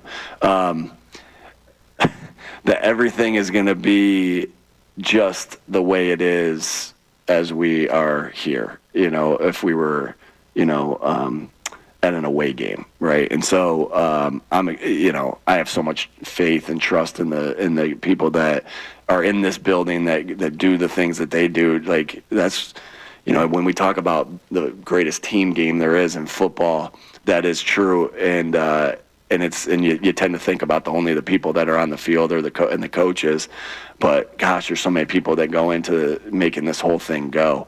And so. It will be as similar as we possibly can make it, with everything, without giving away too much, because even there, we don't want to say too much there. But it couldn't be done without the great people of this organization, led by Mr. Lurie and everything that he does for us. He doesn't.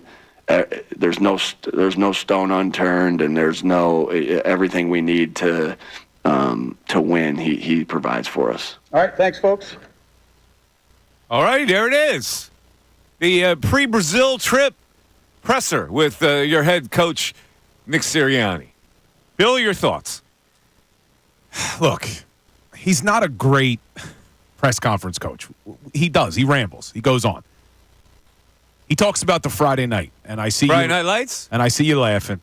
Is it Friday night? But listen. Friday Night Lights and the people that I used to idolize growing up, all the high schoolers that played Friday Night Football. Did you play football in high school? Yes. All right. So you understand. There is something about Friday Night Lights for these guys. These guys who are a lot younger than us, Mike, who are 4 or 5 years removed from their high school days. I don't mind the message of like, look, this is a throwback to our Friday Night Lights. We're the only team playing on Friday night. It's an international game. He's trying to make it exciting when we know these players have complained about it. So you're trying to do something to spin the positive. He's not doing it very well, but at least he's trying. Oh, man. Ray, you weren't a football guy. Friday Night Lights means something to football players. It does. That's great. I'm so glad it means something. You're in the NFL. What are we going to? This is glory days? You're in the NFL. Friday Night Lights should mean nothing to you. Yeah, but you're reading too much into it. What do you want him to say? No, listen. I'm just busting your stones because I knew exactly what was going to happen in his press conference. He would bring up the same things. Like the Friday Night Lights thing that he would bring up is not unusual to me because he's just that type of guy. The Mount Union reference for the 1,000th time with his brother playing football is not like I know. Expect like that. What I did not expect, the first TV show that came to his head was The Price is Right. Yeah, I wonder if it was with Bob Barker or Drew Carey. Which version? That's pretty brutal. Bob Barker was so much better than Drew Carey. You watched The Price is Right? What, my grandma who calls all the time?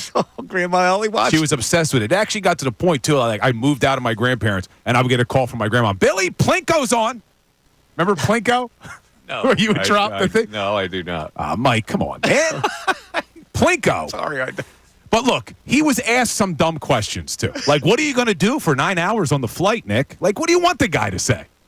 What do you want him to talk about? Watch a film. Price is Right is bottom tier answer to that one. It's interesting that was the first show that came to his head. It is really interesting. But I think he's sitting there. The time he's not spending with the offense this offseason, he's just been watching Price is Right. These little things don't mean anything. I understand, but I don't know. It's a wild thing. I'm content to focus on the fact that if they lose a first-round playoff game, his winning percentage and his statistics of making the playoffs 4 years in a row don't matter a hill of beans to me.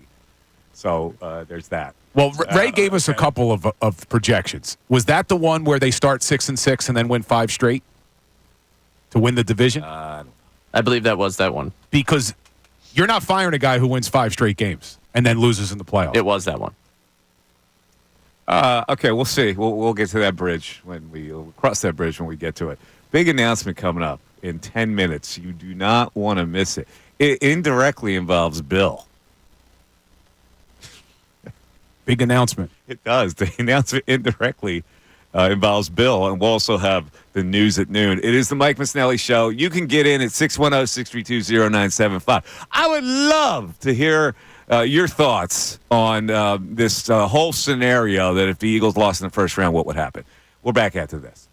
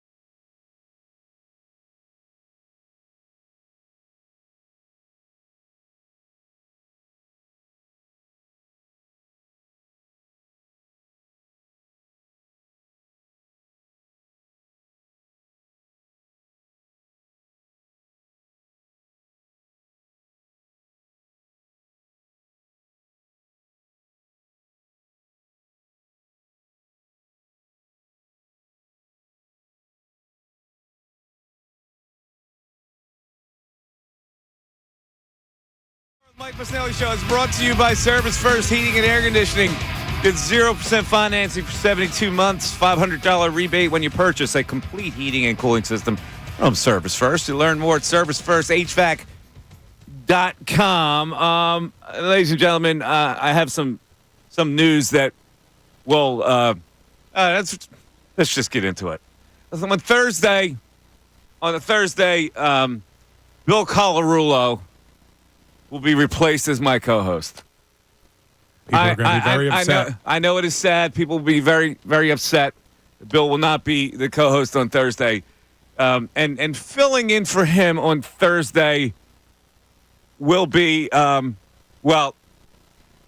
the most famous human being in America right now, second to Taylor Swift.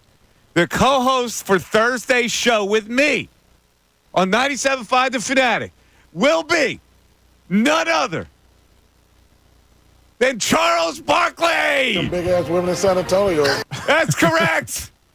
Barkley is back on the show. We made it a habit for many years in a row that he would come on and co-host the show, and we have made arrangements on Thursday.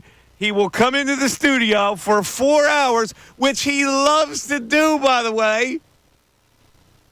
In fact, his text to me was, can't wait. So he can't wait. Barkley will be here. Bill, I'm sorry, brother. You'll be doing something else on Thursday, won't you? Yeah, Thursday night, we're going to get you ready for the Eagles game. So from 6 to 8, we got an Eagles special, obviously the Birds Insider, and then we'll have the season preview with Andrew DeCecco from 7 to 8. People on YouTube, though, are saying they think it's because I disagreed with you too much that I'm off the show. It's only for one day. It's only for one day. No, we can't dilute the Chuckster. This is all about the Chuckster. For 4 hours, he comes in, he takes calls, we talk about everything on it. The people that have heard these shows know what to expect. He looks forward to it coming in. He's back in the area. He spends his summers here. He plays golf around here.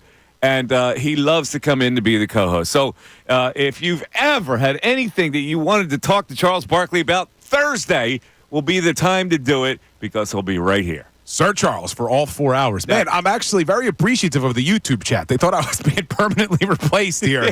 They're saying, no, we don't want to lose Bill. So, no, you're not losing me. Just for the day. Appreciate you all, though. There you go. Where else are you going to get Charles Barkley? You going to get it at some other fugazi station?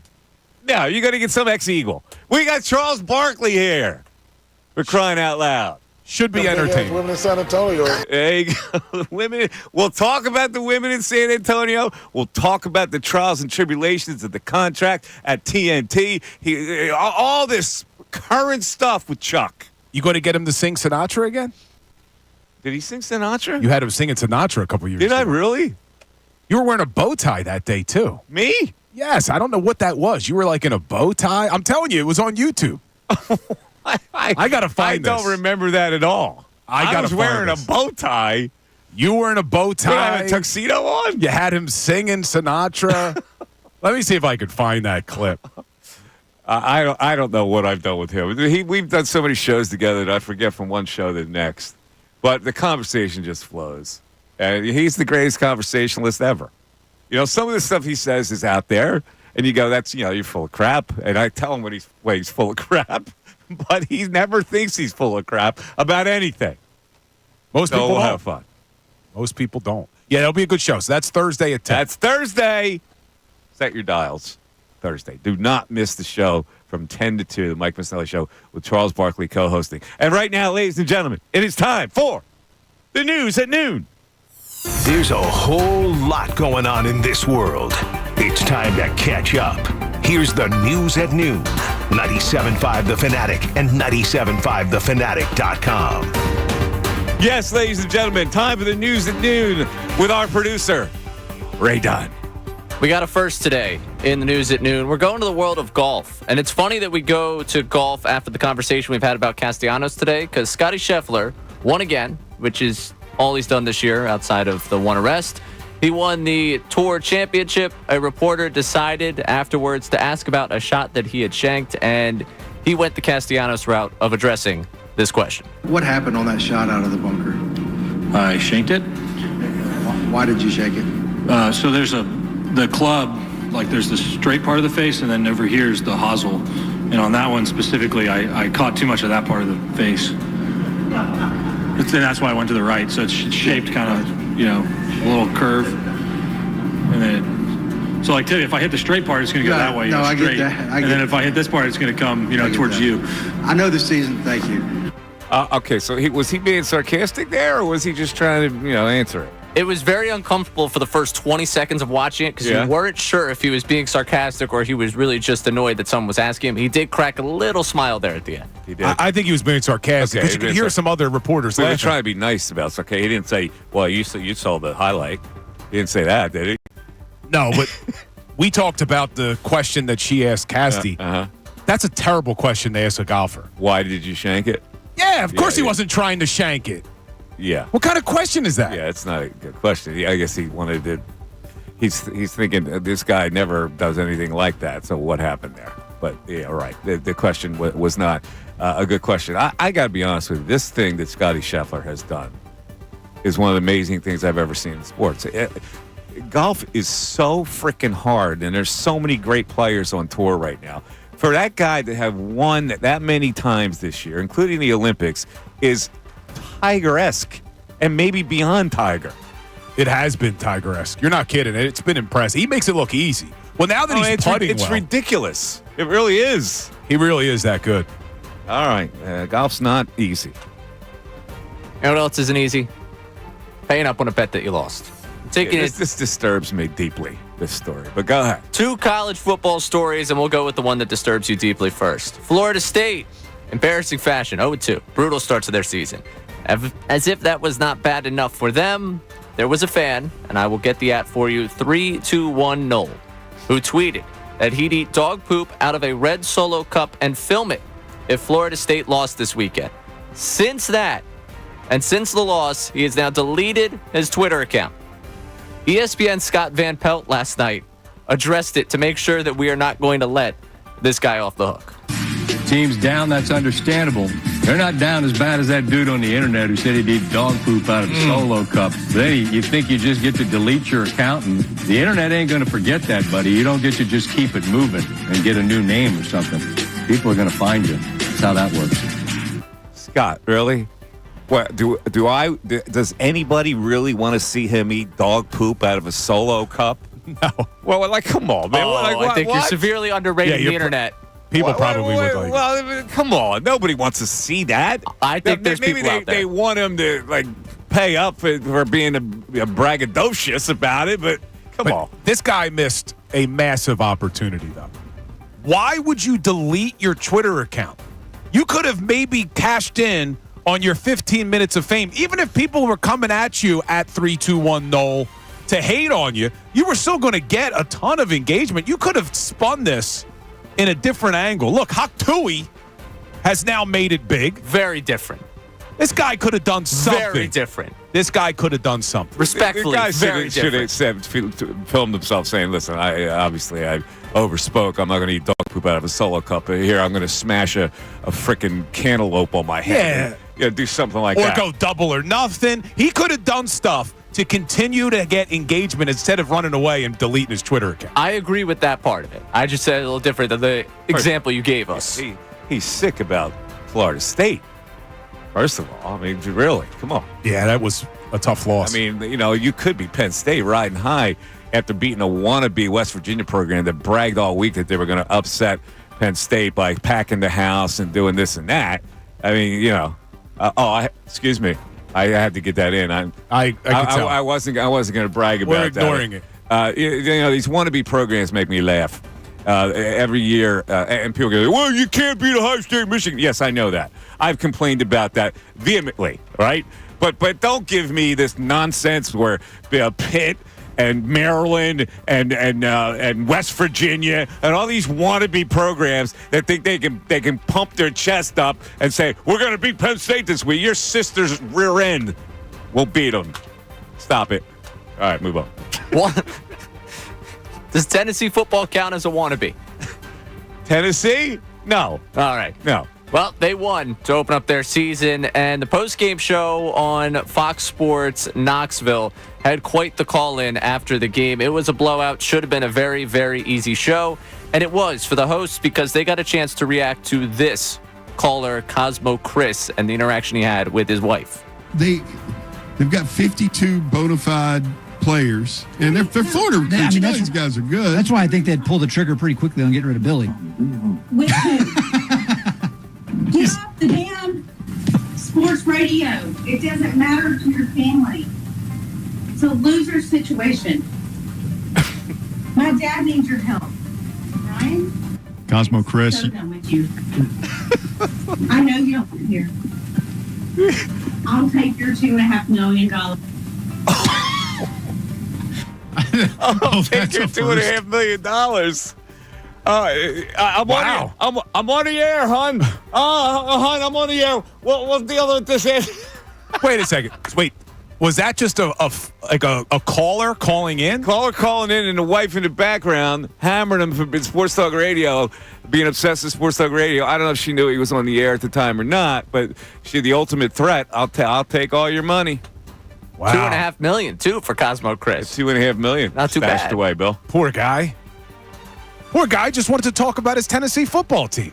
Making a point about Florida and how it relates to Tennessee, and next thing you know, you're out $2.5 million. Let this not be a deterrent to the folks call our show. 610-632-0975. You're always welcome. In fact, if you have a domestic beef going on, you're even more welcome, because we'd love to hear that. And if you got $2.5 million, you're also very welcome. There you go. All right. That is the news at noon for today. Okay, so here's the thing. Ray went to a wedding, and I want to know if he has any prospects. Because have you ever seen, like, my Twitter handle is MikeMiss25. If you want to tweet me, you can tweet me at that. And also, I want to correct a lot of people are having trouble sending me emails here. And for the life of me, I have no idea. But I think my address is MikeMiss at MikeMiss at bbgi.com. So write me there. There's a lot of people. I thought it was Mike.Miss. I found out it's not Mike.Miss. So there are two ways. Either it's Michael.Missanelli, which nobody will spell right, or it's Mike Miss with no period in there. So which one is it? It's MikeMiss at bbgi.com. But anyway, on Twitter, there's all these male advisory accounts which tell you how to act in relationships. Yeah, I've seen them. And there's one called Masculine Peak. So on the other side of this ad, I'm going to get into this Masculine Peak thing and try to tie it to Ray's behavior at the wedding. Okay. All right? You can act like a man. I don't know where this is going, Ray. Oh, I don't know where it's going either. This is exploratory because Ray has not shared details yet of the wedding, and I advised him two things.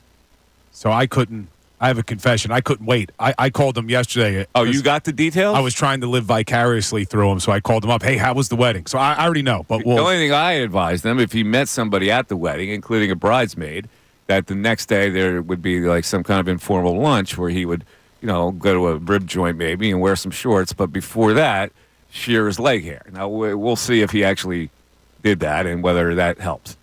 610-632-0975. Mike Missanelli Show continues.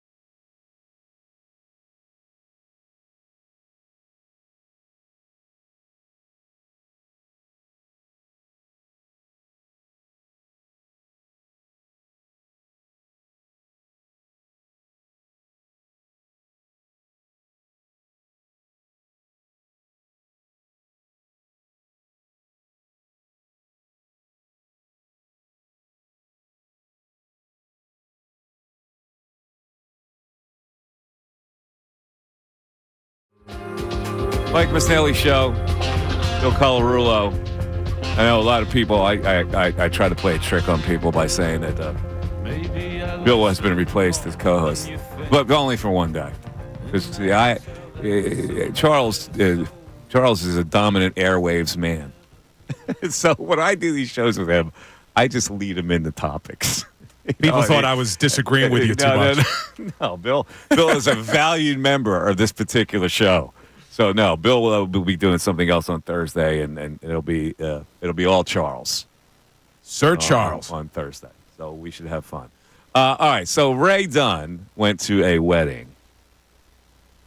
Let's get the details first of all. Ray, I predicted that there would be a lot of single ladies there, bridesmaids and friends, and so I'll throw it to you, Ray. How did the wedding go for you? As far as, I'm sure it went well. Your friend got married. Everything went off well? Everything went great. Okay.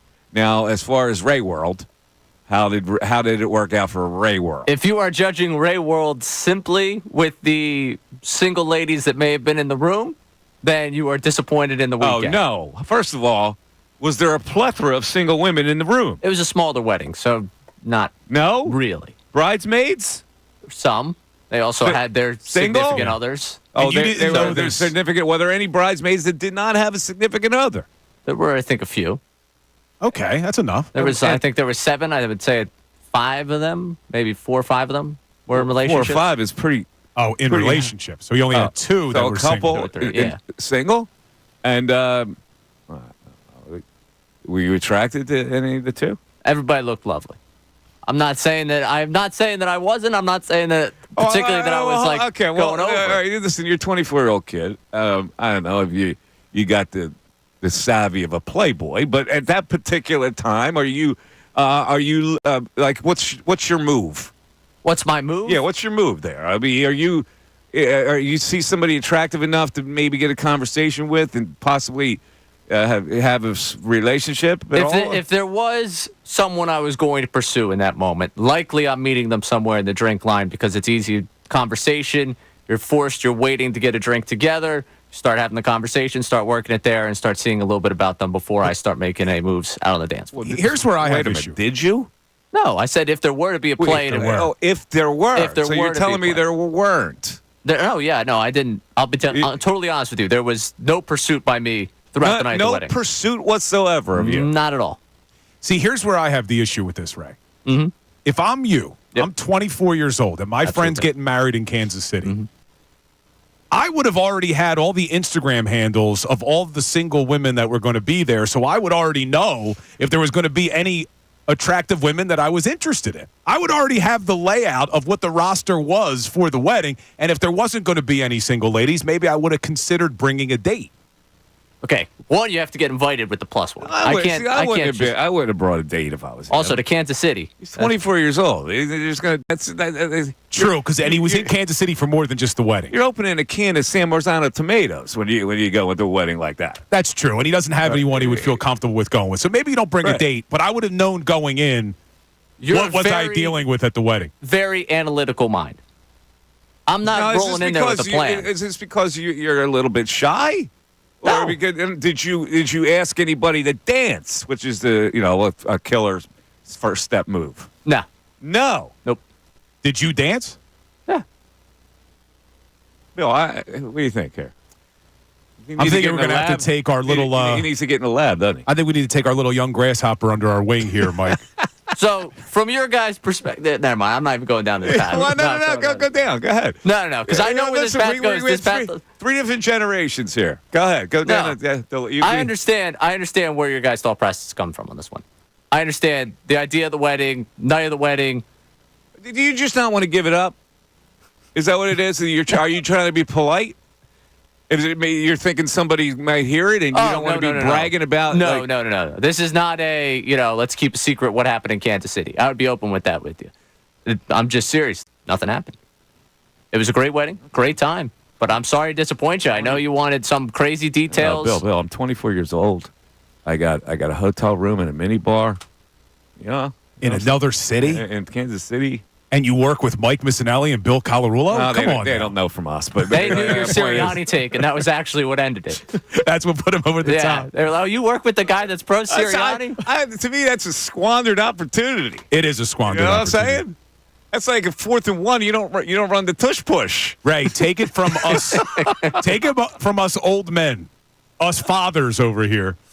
It's gonna enjoy your youth. Is all I'm. I am enjoying my youth. I'll tell you that this weekend, if that's what you want to use as the phrase "enjoying my youth," the youth was not enjoyed that way this weekend. I can guarantee you, though, I'm having a great time in my youth. All right, that's all you can ask for. Although MBD says he pictures your apartment like you have their grotto on YouTube. No, I don't think he's. I don't think so. I don't think he got the hefts. No, I could see you walking around in a robe though. You look like a robe guy. No. Anything that would cover those legs. So Okay, it got back to him on Friday that we were talking about this behind his really? back. Yeah, he texted in apparently. Yeah, I got a couple of texts of hey, okay. I had people sending me texts from friends like, hey, I think they're talking about your friend's leg hair on the Fanatic, and they've been at it for quite a bit here. I still don't see what Mike's talking about. I really don't. I've never really went that deep in the assessment of myself. Like, oh. Well, you should. When you teased the 12 o'clock announcement, yeah, somebody on YouTube said Ray's going to shave his leg hair live on YouTube. No, that'll be my equivalent of the Fuller to State bet, where I say I'll shave my legs for whatever happens. So we got the right report, which turned out to be much ado about nothing, and means Bill has to get him in the lab. So this website I'm talking about called Masculine Peak, MP. And here it presents a question. You've approached a girl. This is where I was going in case Ray did approach a girl. You approach a girl and she says, I don't really like your shirt. How do you respond? Does it give an answer on what you're supposed to do? Or is just no, there's no answer. It's just a question that people have suggestions on how to answer. So how would you respond? I would probably find something I didn't like about what she was wearing and make a joke about it. Like, not serious. Mm-hmm. You know, well, like, I don't like your shoes, stripper shoes or something like that. Well, in fact, one of the suggested answers, I wish I could say the same about your shoes, but I don't have that great a taste. Let's go shopping for each other next time. That's pretty good. So that was a self-deprecating statement. Right. Or you can do this, which is totally self-deprecating that I would never use. Well, guess it looked better on your floor. Oh. Well, that was one of the things I was like, no, that's just heard of. Here's the other one. Or maybe I need a new stylist. Are you up for the job? Yeah, maybe. Either way, I'm not here for your fashion advice, just your number. Nah. Yeah, that's. I'll go there. You want me to take it off? That was where my mind went. That was where my mind went immediately for that one. And then what? Or what a terrible line to get me undressed. Something like that. Now, I will say this, though. If this is the first time you're talking to someone. This is my response. And they tell you they don't like your shirt, that's probably not someone you want to hang out with. No, anyway. Here's what I would say. I love your shoes if they only match your dress. Oh. I'd come back with a zing zanger. Right? Listen, when somebody insults you like that, that is a woman who's out of line. Okay? Who would say that? What kind of a woman would say that? She deserves a zing back. You don't take that like self-deprecating. No, you got to zing back. You don't give her all the power. You got to reverse the power. You got to zing back. I think I'm going self-deprecation on that one. You would go self-deprecation? Or I'm just getting curious. You got to go. She would respect you more if you came back hard. Self-deprecating, she wouldn't respect that. Because she's already got control. Now respectful relationship here? Yeah, she's got control, and then she absorbs more control by you being self-deprecating. That's the worst thing you could do. I agree. I'm with Mike on this. Yeah. Somebody checked in on Twitter with your wedding situation. Mike Bennett says, reading through the lines, it seems like the two bridesmaids that were single at the wedding were not Ray's type, and he passed. Not that he didn't have game, just that no one was game worthy. I just thought I didn't play the game. I just did. I went in, didn't play the game. It means you're a shy guy. Because, again, hotel room, mini bar, new city, nothing to lose. You know? Yeah. That means you're just I mean, you can ask. He's just a shy kid. I'll open this up to my You're friends. a shyer guy. That's I'll open this up to my friends. There's nothing on this wrong one. with you being a shy, naive guy at age 24. I don't think it's that. Now, if you come back with the same story at age 27, we got some problems. I don't think it's that. All right. 610-632-0975. Back after this.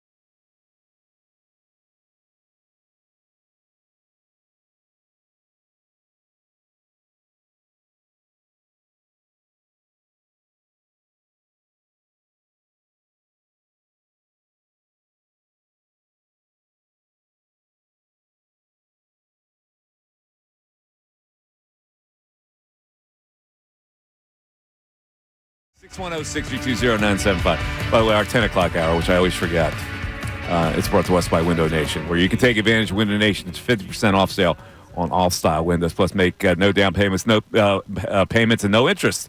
12 full months. Just call this number. It's 866-90-NATION or visit them online at windownation.com. All right, so Nick Sirianni had a little presser before the Eagles hop on that plane to go to Brazil.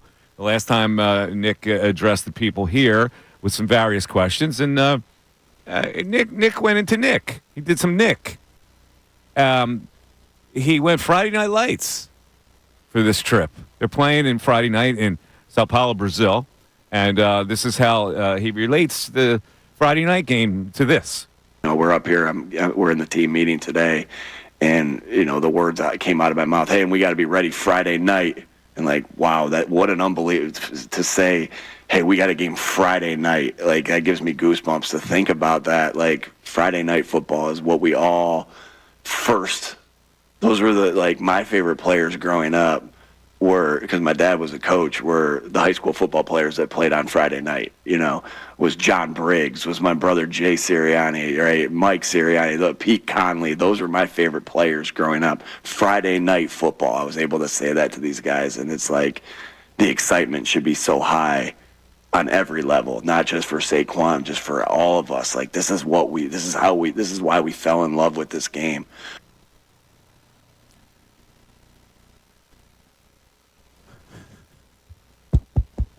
Is this thing on? Come on, man. Seriously. Come on. He's just an NFL head coach. I know. He's high school Harry at times. Good Lord. But what he's saying there, look. Oh, my God. They're looking for positives, man. Please, make it stop. They're looking for positives. And these guys all did start. Friday Night Lights means something to football players. Please, you're an NFL player. You're not thinking about Friday Night Lights. God. Can I play my favorite part of this? Go ahead. Play your favorite part. The excitement should be so high on every level, not just for Saquon. Not just for Saquon, which the question was originally asked for. Yeah, it was what you're It was originally, how excited are you to get Saquon Barkley on the field? My favorite players were Joe Briggs, Jay Sirianni, Tommy Sirianni, my cousin Rico Sirianni. Every Sirianni that ever put a football in the crux of their arm, those Siriannis. That's who I learned from. I know. Jay and Jimmy and Skippy and Timmy. Look, the guy doesn't give great answers. I get it. But they're trying to find positives on a terrible decision to play on a Friday night in Brazil, 9 hours away, in a country that they can't even leave their hotel room. So he's trying to find positives. I'm not going to fault the guy for trying. Yeah, it's always awkward. It's always awkward. Bill, you love him.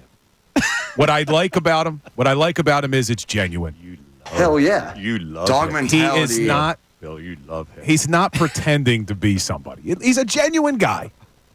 And I think that because he's authentic, the players respect it. They respect it. Well, they sure respected him. That's the funny thing that makes me chuckle. They really respected him when they were coughing it up 7 of their last 8 last year. Boy, Mark in New Jersey, you're on 97.5 The Fanatic. Mark, thanks for hanging. No worries, gentlemen. Good afternoon. How you doing? Hey, I guess we're going to miss you on Thursdays, Bill, but Chuck is a good replacement. Yeah, we'll let it slide. The only replacement we could figure that would be bigger than Bill. Yeah, so we'll let it slide. There you go. Listen, I think you guys brought up earlier if the Eagles make it to round 1 of the playoffs, they're facing Chicago, and the head coach get fired. Is that the question that was you guys were asking or tossing around? Yes, if we're looking at this ESPN model, and the model has it all projected out that the Eagles would win 11 games, would win the division based on a tiebreaker, and then be the 2nd seed and have to play the 7th-seeded Chicago Bears at home. And then the model has predicted that the Bears would win 23-17. Yeah, A, that would never happen. And if that didn't at the home game, B, Nick Sirianni would be fired. Okay, he has zero clout. All right, so you're telling me it would never happen, meaning it's an unlikely result? Yeah, I mean... Yeah. Well, I don't know if it's an unlikely result. This Bears team, everybody loves this Bears team. It's the the comeuppance team of the year with the rookie quarterback. That's possible it could happen. So if it does happen, you're saying that's the end. There's no question to ask. I mean, he has zero clout. He has gotten to a Super Bowl, yes, in a very fast time, has not won a Super Bowl. And especially with the antics that happened towards the end of last year, and that happened, it's not. You put that together the past years, and you just. Well, I totally agree with you. I can't imagine that this fan base would be permissive if that happened. No, if you're not a fan, unless you love Nick Sirianni that bad, then there's no reason. He's not Andy Reid. If it was Andy Reid, it'd be a different story. But even he wore out his welcome. It came to one point. So his might just come. I think you have the right projection of how the Philadelphia fan would feel, Mark. I can't think of anybody on earth who would say he deserves to be back if they lost that playoff game at home, first game of the playoffs. I just can't. A 2 seed losing to a 7 seed. Now, again, maybe it is unlikely. Maybe this is ridiculous to extrapolate and predict and use this model to come up with this kind of a solution. I believe they're only going to win 11 games, so it's not that far-fetched to me that they would tie for the division and lose it on a tiebreaker. That's very possible. And so if that's possible, then therefore it is possible they could get upset by an upstart team. I think that even if they don't win the division, I think they're going to win the division. I don't think Dallas is going to be good this year. I've said that before. If they make the playoffs, I don't see a scenario where Jeffrey Lurie fires Nick Sirianni. You know how Jeffrey firing him last year. I don't think he was. Of course he was. I don't think he was. Listen, if you don't take the job under these provisos that we're bringing in 2 offense coordinators, we're going to hire your staff, you're gone. That's what he said to him. I think that's overblown. What are you talking about overblown? They needed new coordinators. Not a single person watching last year. They took the offensive control out of the guy. How could he not be close to being fired? I do not think for a second that Jeffrey Lurie was close to firing Nick Sirianni last year. I really don't think that. If Nick Sirianni had pulled a Doug Peterson and said, no, you think he would have been back? Look at the people he did protect. You never answer my question. But he did do that. He did. Because all of the offensive coaching staff, with the exception of Brian Johnson, is pretty much back. But the main guy was gone. But that's not his guy. Brian Johnson wasn't his guy. We're hiring Kellen Moore and Vic Fangio, and you're now going to be like the overlooker. If you are accepting that, you're back. If he said, no, I'm not accepting that, you actually think they wouldn't have fired him? Brian Johnson was not Nick Sirianni's guy. Shane Steichen was, but he left to become a head coach. They had to go to Brian Johnson because you make it to the Super Bowl. You're behind the 8 ball when it comes to interviewing candidates. You're not answering the question. But he did do that. Nick Sirianni said, no, I am not going to be the CEO. I'm still going to be the offensive coordinator. We'll hire another offensive coordinator. But if he did not agree to all the things that Lurie and Roseman wanted, you think he would have been back? You're assuming that's what the ownership wanted. I'm making a question here. Answer the damn question. I can't answer the question because it's under false pretense. Let's make pretend. Make pretend We'll make pretend. But we'll make pretend that the circumstances were that Lurie said, you can come back, but we're going to make the changes here. And he said no. Then you mean to tell me you think he would have kept him? Yeah, but I don't know what changes you're talking about that he would say no to. He wasn't the offensive coordinator. I told you the changes. The changes were you have nothing now to do with the offense. You're just going to be the guy who oversees and goes in these rooms every now and then. You'll be the head coach, but we are picking your staff. But here's where you're wrong. Kellen Moore and Doug Nussmeier came in. Nick Sirianni protected Jamal Singleton, the running back coach. Kevin Patullo, the passing game coordinator. Jeff Stoutland, the run game coordinator, the offensive line coach. All these guys were here last year. Stoutland didn't need protecting, and the other guys are marginal. Go to Greg in Bethlehem. Greg, you're on 97.5 The Fanatic. Greg. Hey, guys. How you doing? What's up, Greg? Well, I was encouraged by Penn State's performance on Saturday. You never know what to expect the first game, but I thought they looked pretty tight offense and defense. Look out. The Big Ten has a problem. Come on, Greg. You had to make this call? You had to get them all excited about Penn State? Listen, they have to play UCLA, USC, and Ohio State in a cluster in the middle of the season. I am not going to get – the only thing I took out of that game, they look good. But this nonsense with these wannabe programs that always have to brag about how they're going to beat Penn State and how Penn State's not that good, and we got a big crowd coming down here, and we got Pat McAfee coming down, and all this nonsense, and then you get your ass kicked. That's where I have a problem. And I'll criticize Penn State for not beating the big teams, but don't give me the West Virginias, the Marylands, and the Pitts of the world. Sit down and shut up and know your level. Yeah, well, I agree. I just, Penn State in the past has played down to their competition sometimes. No, they don't. They're 20-0 if they don't play Ohio State and Michigan. They beat everybody. They don't play down. Who have they lost to? That wasn't that Ohio State or Michigan. Yeah, that's a good point. I don't know. It's just an impression, but I could be wrong. You're dead wrong. they don't lose to also-rans. Well, I was encouraged because they look so crisp. It didn't seem like they have really good offensive personnel with that new guy, coordinator, who's taking more shots down the field, which they needed to do, and their defense is really fast.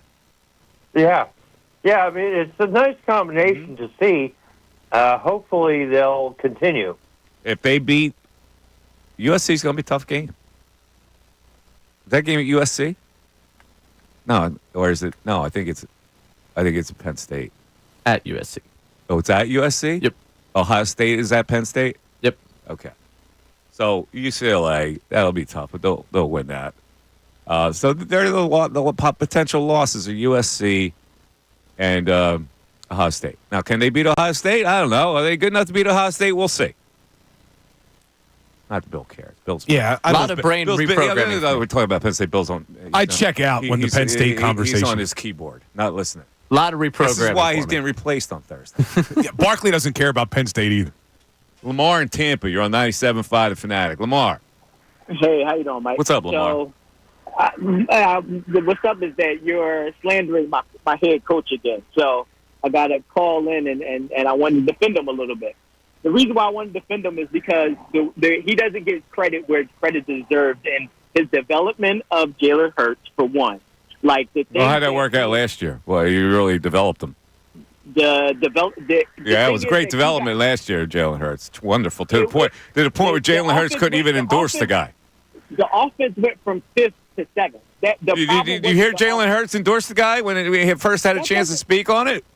He doesn't even like the guy, for crying out loud. What are you talking about, Lamar? Because he had a pregnant pause, and that's all of a sudden he hates the head coach. Stop it, Lamar. Stop with your BS. Stop it. He doesn't endorse anyone. Don't try to sell me Jalen Hurts like Sirianni. Move on to your next point.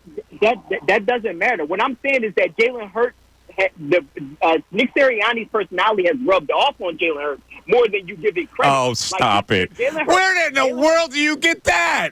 Where has his personality rubbed off? Let me explain. You say that he's Harry High School, Nick Sirianni's Harry High School, because he always brings up other coaches and his family members who helped him out. What did Jalen Hurts do? He called Wink Martindale as a former coach to get his perspective. That was taught by Nick Sirianni. Are you kidding me with this call? You couldn't be more wrong on three. You brought up 3 things. You couldn't be more wrong. You mean to tell me that he would call Nick Sirianni instead of trusting his own damn head coach and call Wink Martindale? Can I prove it to you? Okay, go ahead. All right. So the biggest thing that everyone missed is the initial press conference from Vic Fangio when he said in 2022 what his role was. His role for the Eagles was that he helped the offense more than the defense. He would let them know how the team that they were about to play in 22 would attack them defensively. So what did Jalen Hurts do in 23 when they were struggling? He decided to call Wink Martindale because he couldn't call Vic because Vic was on a team. So he got that from Nick Sirianni, not from no one else. And everybody. Let me get this straight. Let me get this straight. The fact that the quarterback went outside the circle of coaches, of his own coaches, to call another team's defensive coordinator is not an indictment of Nick Sirianni? That's what you're telling me? That's what Nick Sirianni taught him to do. Oh, taught this. I've had enough of Lamar for one day. I thought it was a great call, Lamar. It's a great job by you, Lamar. Even you can't You've got think to that be kidding was real. me. Yeah, Lamar took it a little too far. He took it a little too far there. But look, your point about Jalen Hurts going behind Sirianni to call Wink Martindale. Yes, it's an indictment on Nick Sirianni. But you also agree that Jeff Stoutland is one of the best offensive line coaches we've ever seen. He goes behind Jeff Stoutland, too. Jeff Stoutland's partially responsible for blitz pickups. So you can't have it both ways. You can't say, oh, Sirianni, it's an indictment on him, but it's not an indictment on anybody else on that coaching staff last year. Nick Sirianni's the head coach. He's the head coach. You're going outside the realm of the head coach? Forget about Stoutland. This is the head coach we're talking about. We also don't know the details of that. We don't know the details. You are such a Sirianni ass kisser. I can't believe it. It's not an ass kisser. Objective on any level about this guy. I've said it. I don't like that Hurts did that. We don't know the full details. But we also make a lot of assumptions here. We make assumptions that Jalen Hurts doesn't like Nick Sirianni. We make assumptions that the ownership gave Nick Sirianni an ultimatum.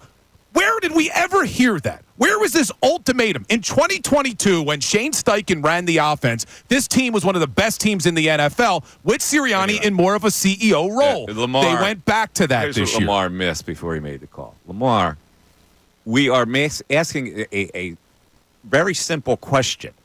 It doesn't have anything to do with Sirianni's coaching ability right now.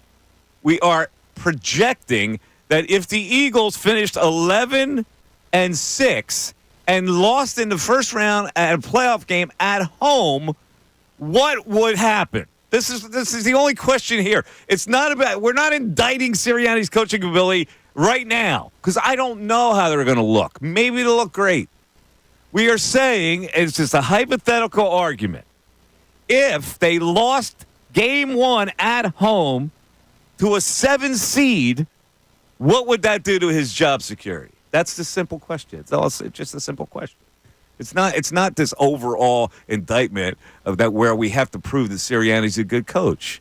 We're moving forward the time element here. To the playoffs, they tie for the division title with Dallas. They win a tiebreak to win a division. They get the 2nd seed. They lose at home to the Bears. The 2nd straight time they will have lost in the first round. And this is all I'm asking.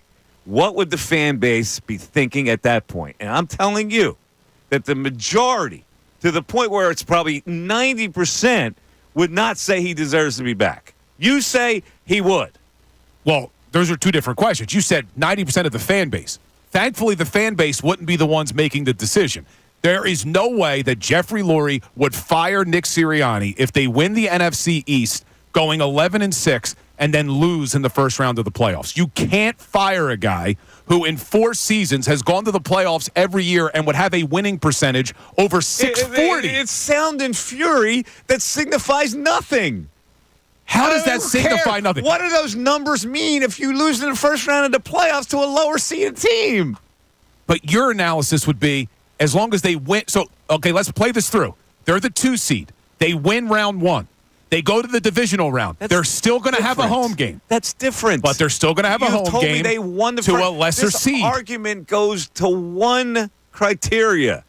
If they lost at home in the first round, that's it. You don't have to pretend that we get to the second round. You don't have to pretend on how many games they won. We're talking about a team. Now, if they won 12 games to win the division, that's a little different. If they tie for the division and win on a tiebreaker, they're in less tenuous ground. So your whole decision comes down to one game. No, my decision comes down to losing to an inferior team at home, which would indicate that this head coach is not qualified anymore. So losing of 7 of 8 to conclude one season, and then coming back and losing to an inferior team at home, I'm done. I'm out. I don't care what your numbers say about how many games he losing won. 7 of 8 last year, but then bouncing back and winning the division and going 11-6 means nothing to you. No.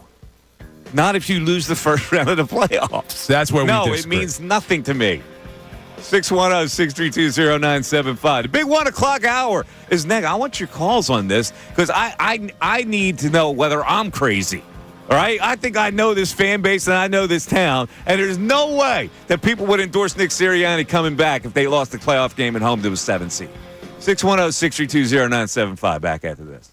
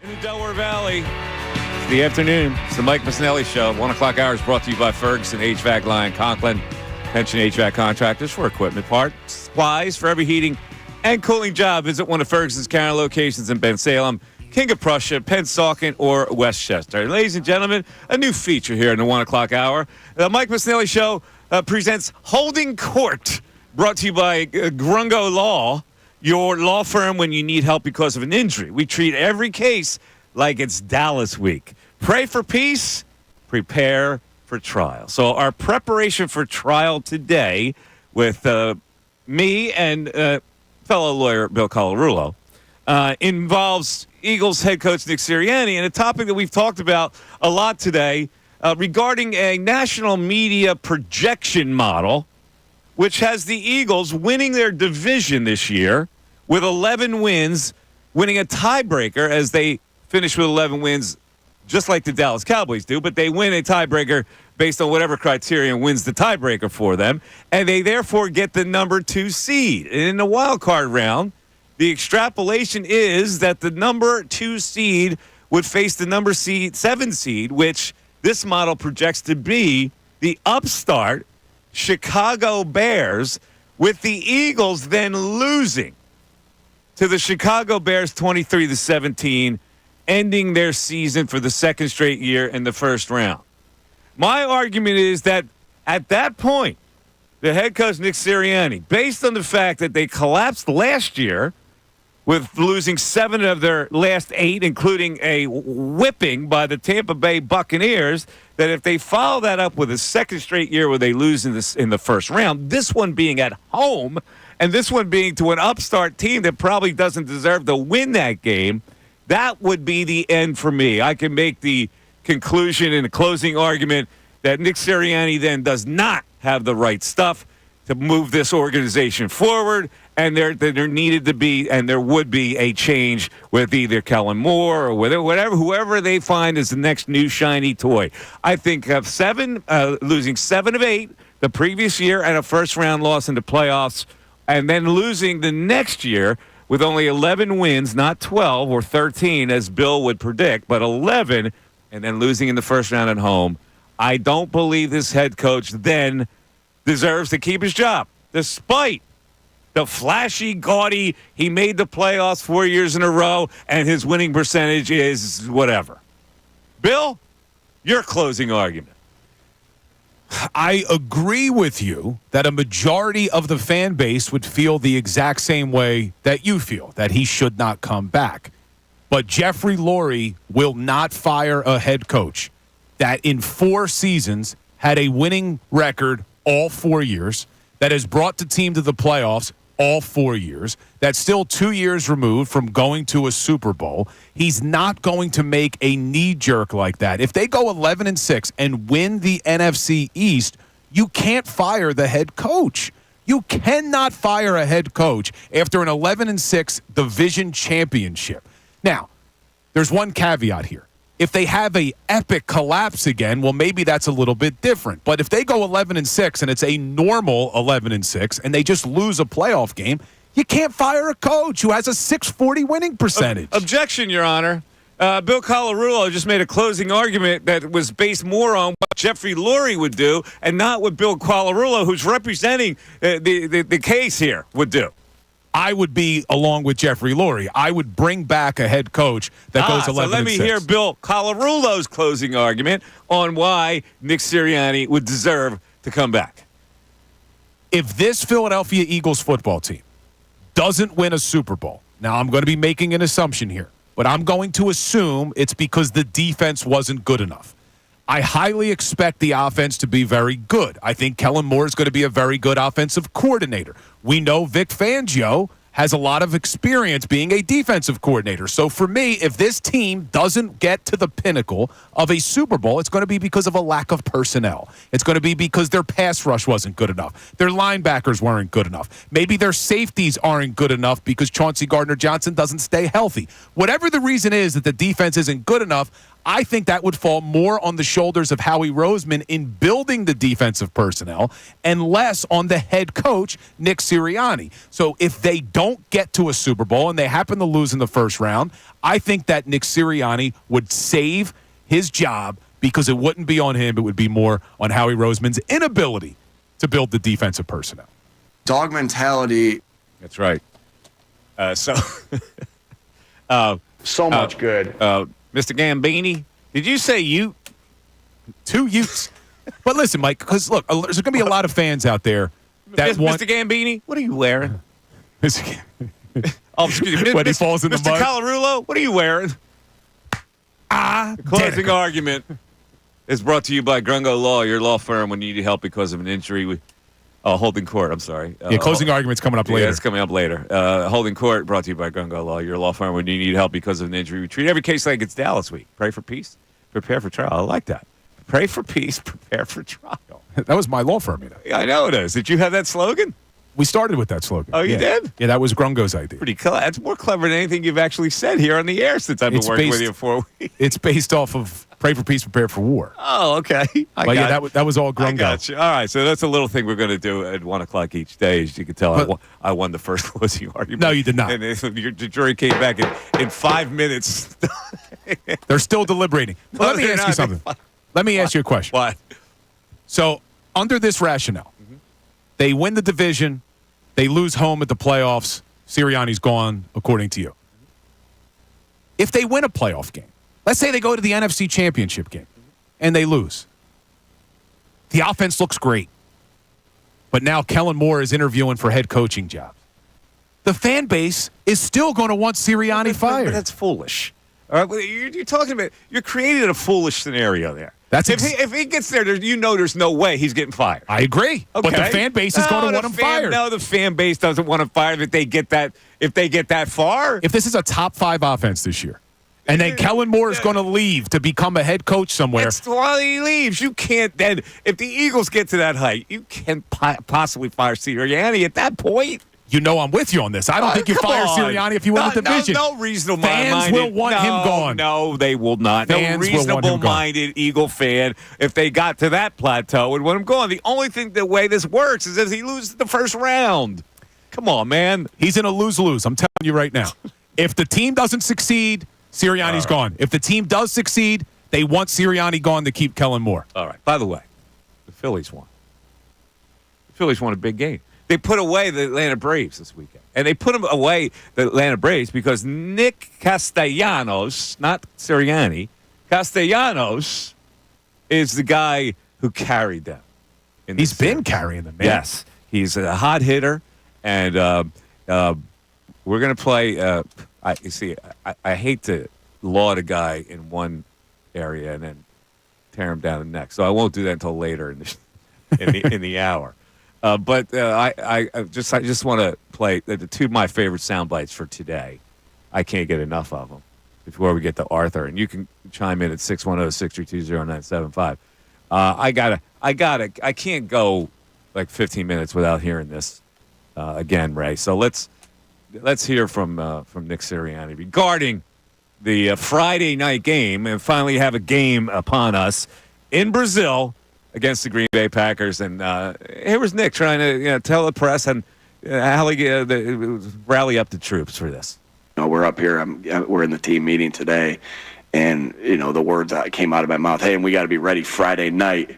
And wow, what an unbelievable to say. Hey, we got a game Friday night. That gives me goosebumps to think about that. Friday night football is what we all first. Those were my favorite players growing up. Because my dad was a coach, were the high school football players that played on Friday night. Was John Briggs, was my brother Jay Sirianni, right? Mike Sirianni, Pete Conley. Those were my favorite players growing up. Friday night football. I was able to say that to these guys, and it's the excitement should be so high on every level, not just for Saquon, just for all of us. This is why we fell in love with this game. I'm the dumbest coach in the world. All right, Ray. Come on now. That wasn't me. Look, that wasn't Ray. We know he's Harry High School at press conferences. We know that. But here's my question for you, Mike.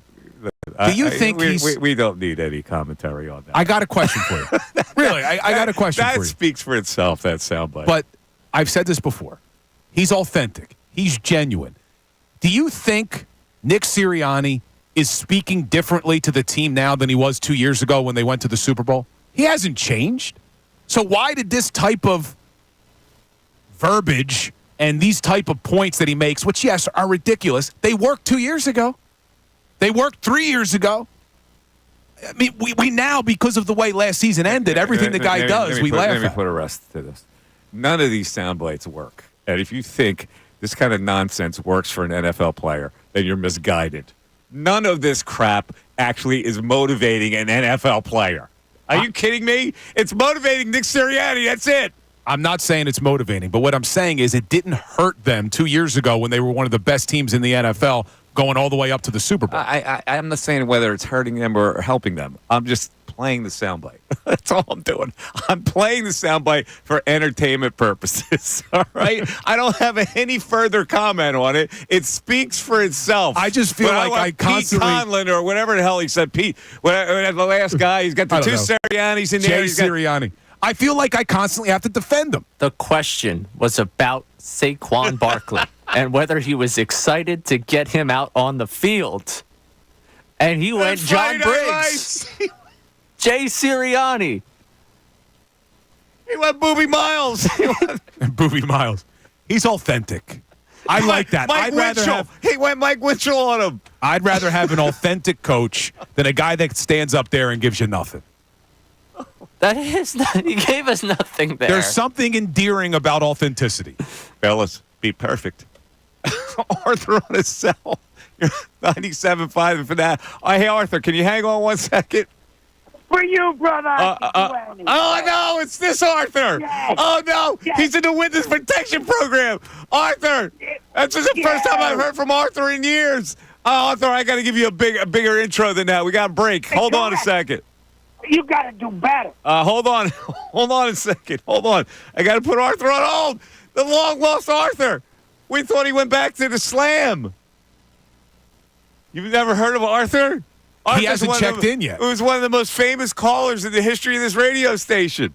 Where's he been for 3 weeks? Arthur's had some problems with the law.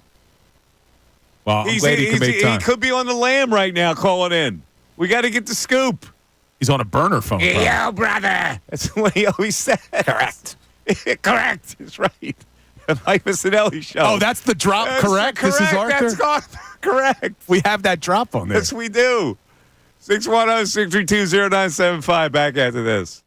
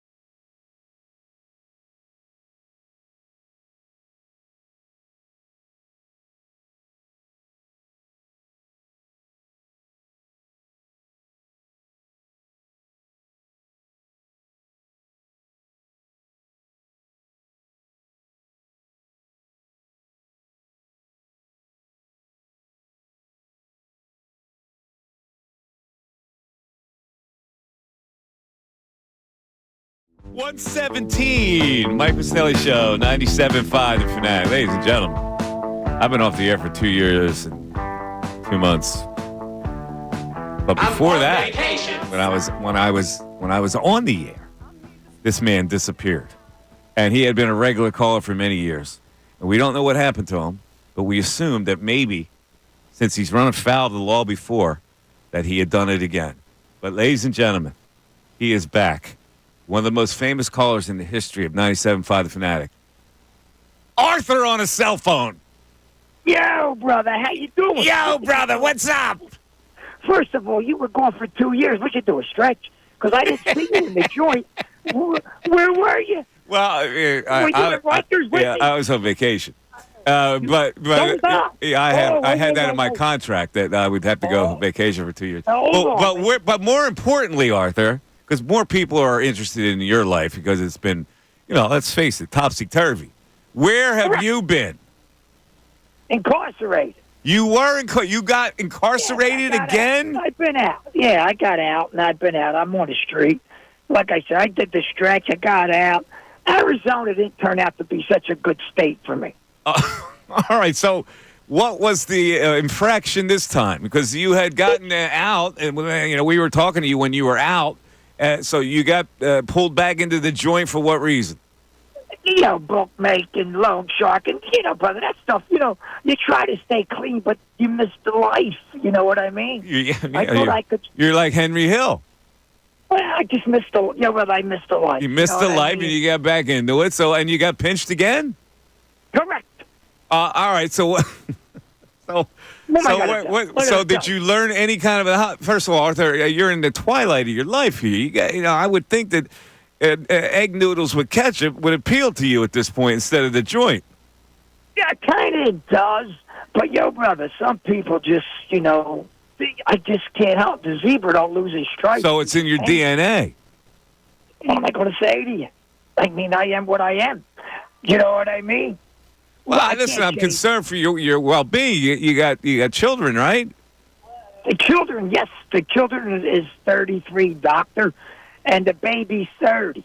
But she's, like I said, I do the stretch, and she stays with my wife. So, I mean? Are you still technically married, or is the next wife? Yeah. Well, your wife stuck through you for this thing? Oh, yeah. What? God bless you. I got a good woman. She's Italian. Now, loyalty. Did they come and visit you at the joint? Of course. Yes. But then, know what they do? Then they start to move me out of state because they got to play with the family. You know what I mean? They moved you out of state from Arizona? Where'd you end up?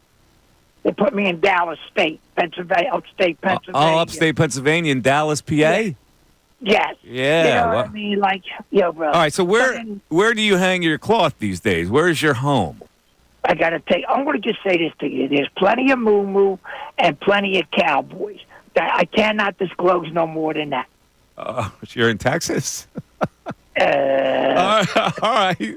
I can catch you on. Now, Arthur, listen, I wish you nothing but the best in your life. I wish you stay clear of the law enforcement authorities out there and continue to have a nice life because you got a family. Now, are you following this? I know you were a Phillies hater.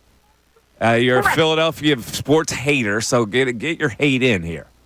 Okay, the Eagles. Why do you got to fire Nick? Why not Hurts? He lost the 7 games. Why are you going after Nick? I just got to ask you that. I don't like Nick anyway. I think he's a fraud. You know what? There was all kinds of disarray and dysfunction in that season as we came to the conclusion. To me, I put it on the head. Dysfunctionality. That's right. So that's why he's got to be accountable. Now, the quarterback they're paying him $50-60 million. They got to make it work with him. There's no choice with the quarterback. What are you going to do with a quarterback? You can't fire a quarterback who makes that kind of money. There's salary cap and stuff, and this is the big year for him. And if he doesn't produce, what do we do then? Doesn't produce, they got some problems. I don't know what they're going to do. I mean, that's what I'm saying. Yo, brother, listen to me. You just got to cut it off and let him go. You know what I mean? Move on. Yeah, but Arthur, listen, it was nice hearing from you. I appreciate it. Call again. It's the great Arthur, who's one of our great callers that, unfortunately, has run into a lot of problems in his life with law enforcement. He's in witness protection.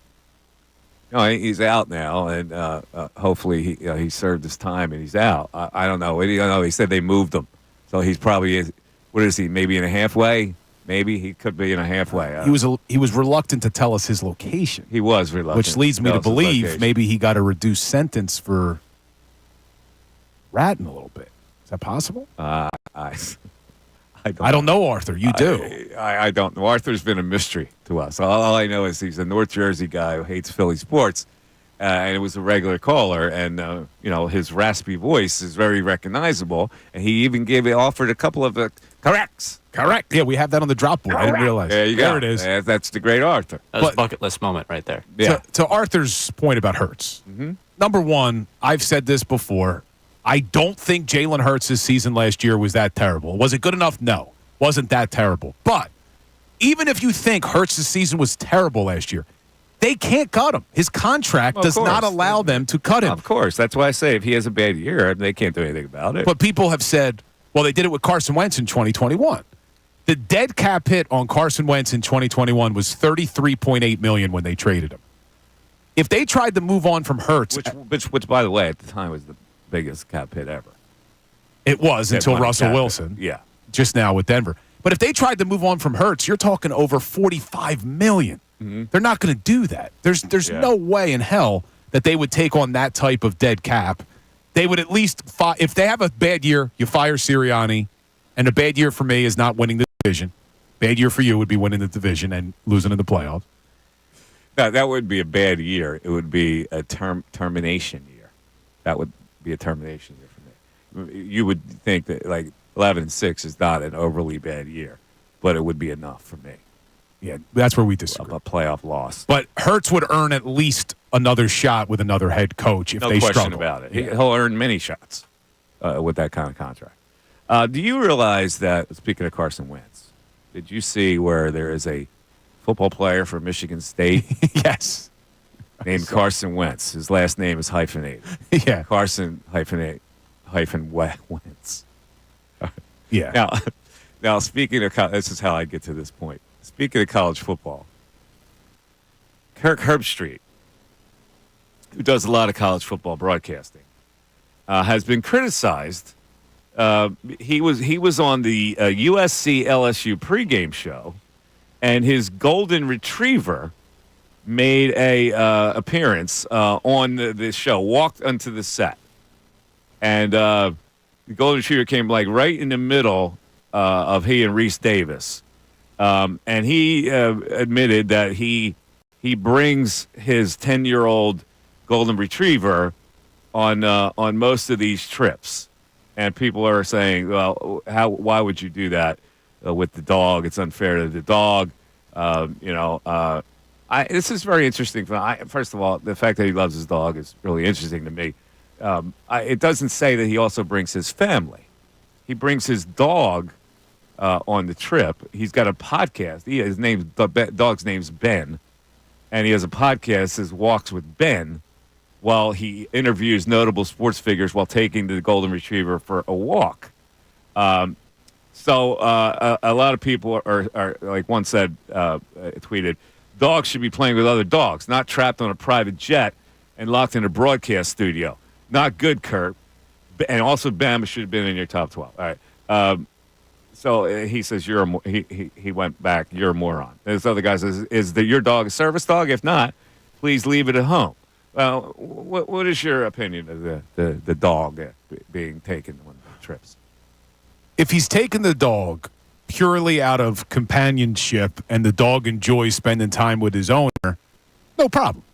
If he's doing it because he needs to get podcast content while he's traveling because he does this podcast with the dog, then maybe there's an issue there. But it seems as if he just loves his dog and the dog loves being with his owner. So I don't know. Why is it bothering people? I don't know why it bothers people. I do. I tip my cap to him. If he has that much of a love for a dog, he wants to take it on trips, that's fine. I always wonder how difficult it is to travel with a dog. I've never done that yet. I have never put my dog. I can't put my dog in a seat. I would have to put it in a crate, and it would be stored. I've been reluctant to do that. What do you think he's traveling commercial? Well, was he have his own private jet? No, I'm assuming the college. I don't know. They don't. Yeah, he has to fly commercial, right? I think they take care of him. With his travel schedule, jet, from like game day to the signature broadcast of the night. Maybe, I guess. Because then it becomes a lot easier. If he's flying commercial with a dog that big, I think you have to probably sedate the dog, don't you? No, you would just board it. You board it. You put a crane that goes into the I don't think he's flying storage. commercial. Yeah, that's probably why you could take the dog. He's probably not flying. Yeah, I've never. I want to talk to people who have done that. I've always been reluctant to do that to my dog. So I never I'll drive just to take the dog. How big's your poodle? It's not a poodle. I thought it was a poodle. No, it's a poodle. Where did you get poodle? It's a Shiba Inu. Oh, I like Shiba Inu. Where did you get poodle? Mike never struck me as a poodle's. It was a joke. It was a joke. Oh, okay. No, I've never. My dog is 23 pounds. So you wouldn't be able to keep her on your lap? I couldn't. No, I couldn't have the dog on the seat. I would have to board her, and I've always been reluctant to do that. I just don't know what that experience would be like. But I know there are people that have done that. I just haven't done it. I didn't want to subject my dog to that. Yeah, I need to talk to some people who have done that. In any event, we also need to hear from Nick Castellanos from last night and my favorite head coach with today's press conference with Friday Night Lights. I can't get enough of it. It's the Mike Missanelli Show back after this.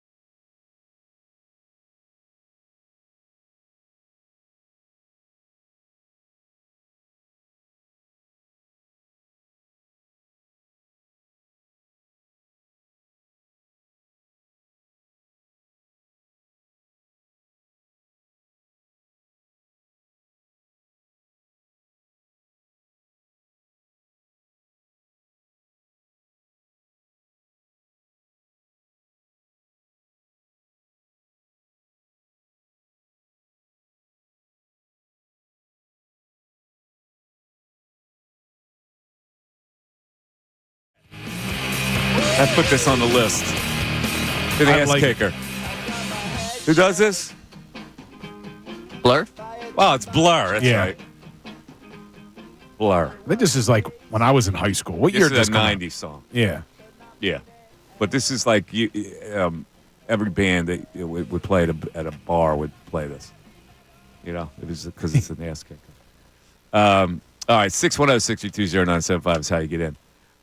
We have some text on the Nick Sirianni first round situation where we've created an argument about a projection that was made in a national publication that the Eagles would projectively win the division on a tiebreak with 11 wins and then go into the playoffs as the number 2 seed hosting the game and lose to the 7th seed, which this model projects would be the Chicago Bears.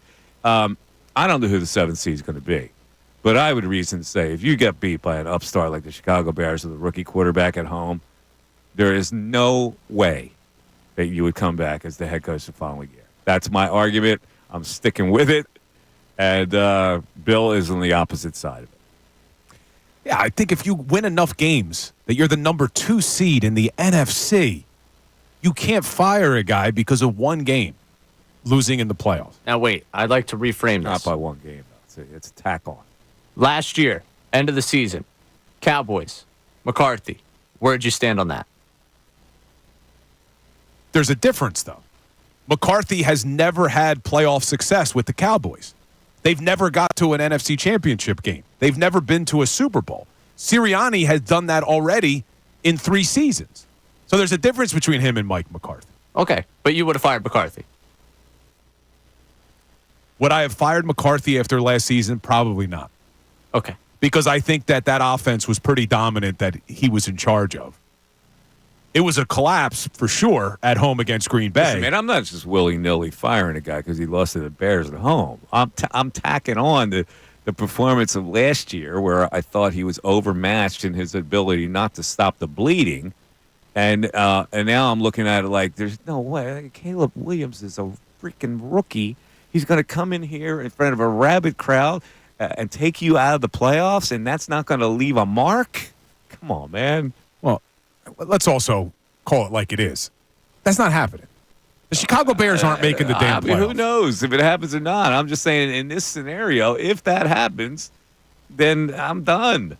Now, they extrapolate this out further, and they say the 49ers would beat the 6th seed of the Cowboys, and then the Buccaneers would beat the number 5 Packers. So they're going with all the higher seed, the lower seeds, except the Eagles in this. And then in the division round, the number one seeded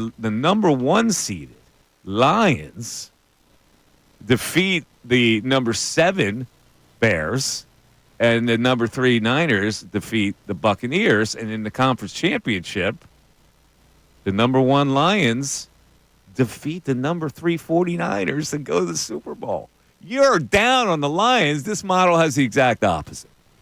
Yeah, I wonder if Dan Campbell would go for it 3 straight times instead of kicking a damn field goal. Right. He loves a coach like Dan Campbell. Hates a coach like Dan Campbell, but loves Friday Night Lights. He missed the Friday Night Lights. Let's play this again. This is who he likes over Dan Campbell. Let's play our pal. You know, we're up here. We're in the team meeting today, and the words that came out of my mouth. Hey, and we got to be ready Friday night. And like, wow, what an unbelievable to say. Hey, we got a game Friday night. Like, that gives me goosebumps to think about that. Like, Friday night football is what we all first. Those were my favorite players growing up. Were, because my dad was a coach, were the high school football players that played on Friday night. Was John Briggs, was my brother Jay Sirianni, right? Mike Sirianni, Pete Conley. Those were my favorite players growing up. Friday night football, I was able to say that to these guys, and it's like the excitement should be so high on every level, not just for Saquon, just for all of us. Like, this is why we fell in love with this game. I feel like I'm sucking on a lemon when I listen to this. But if we're making the comparison to Dan Campbell, here you go. You're going back serious now. Yeah, you just heard that. You don't have any reaction to listening to that? Yeah, it's ridiculous. I've said it. I said it. He's not a great press conference guy. I know ridiculous. he's I'm glad to looking hear for you say positive. that. It is. I've never liked him at press conferences. I do think he's genuine. I do think he's authentic. But if we're going to talk about Dan Campbell, this is the same guy who said, we're going to kick you in the teeth. And when you punch us back, we're going to smile. And when you knock us down, we're going to get up and bite your kneecap off. Overly macho. I get it. I have the same cringe factor when I hear Campbell, but dude, Pete Conley? The excitement should be so high on every level, not just for Saquon, just for all of us. Like this is why we fell in love with this game. But and here's the thing, we got to clarify this, please. I have turned into this Sirianni lover. That's like this moniker that has been placed on me. My point has been all along that I just felt like he deserved to come back this season when you look at what he's done over the last 3 years. And my point now is if they go 11-6 and win the division, that he deserves to come back next year. Doesn't mean I love Sirianni. It just means that when you look at everything objectively, the guy's not as big of a clown as he sounds sometimes at press conferences. I'm funny how? I mean, funny like I'm a clown. I amuse you. Those were my favorite players growing up. Were because my dad and coach were high school football players that played on Friday night. Yeah, it's as innocent John Briggs, as my brother John Jay Briggs, Sirianni, right? Mike Sirianni, Pete Conley. Oh, this guy. He hit us with a right, too. It's Friday nights. It's such an innocent time that they're told to stay in your hotel room. Do not go outside, or some gang member will stick a cactus up your keister. And then there's another guy down the street who give you a Colombian necktie. But let's go with the Friday Night Lights theme. Hey, Tanner McKee says it's not that bad. Let me ask you a question, Mike, seriously. Because you and I are listening to this, Ray, all the listeners, and we're like, okay, that's ridiculous. Do you think anyone at the Eagles has talked to him and said, look, you got to dial it down during your press conferences? We all fertilize. Because it hasn't changed. I mean, in over 3 years now, he has not changed. Maybe I'm making too big of a deal about this. It's possible. I apologize if people. I'm curious. Making a big deal about this. I'm curious of the text board on the whole argument about whether or not he would survive if they lost in the first round to Chicago. Is there anybody on my side, Ray? I'm looking, man. I'm really trying. I've tried to find someone that would. Let's hear a few more texts here. Yeah, I've tried to find someone that would stand with you. This is probably the most extreme of the other side of this. We got Scott and Redding that checked in on this and pretty much looks at this season as he could go 17-0, but if they lose in the first round to a 7 seed or a lower seed than them, Sirianni's got to go. No, if they're going 17-0, he's not he's earned enough to come back. I'm just saying you have to have a sliding scale here. You can't go over the top ridiculous. I'm saying if they barely win the division on a tiebreaker, and in addition to that, they lose a first-round playoff game at home to a lesser seed, then I have the right to tape that to what happened last year and say, okay, well, I've had enough. But I'm not going to overreact because if they go 17-0 and he loses the first-round playoff game, that would be a major upset that I could excuse. Anything else on there, Ray? Mike in South Philly also checked in that if they lose in the first round, it would be 3 of 4 years in which they lost in the first round of the playoffs, which would tell him it's not the talent that's the problem. It is the head coach that would be the problem. 3 of 4 years, and let's just ignore the one in the middle where they went to the Super Bowl. Yeah, good text. You're going to just ignore the fact that they went to a damn Super Bowl? No, you can't ignore that. But, again, it's like lately. What's lately? And lately would be losing 7 of 8 and being unable to stop any bleeding at all, and then following that up with the 11 win. You win the division by a tie break, and then you lose the first-round game to a rookie quarterback. That's different. It's just. All right, let's go to Aaron. Yeah, I like Aaron. Aaron's going to support you. Go ahead, Aaron.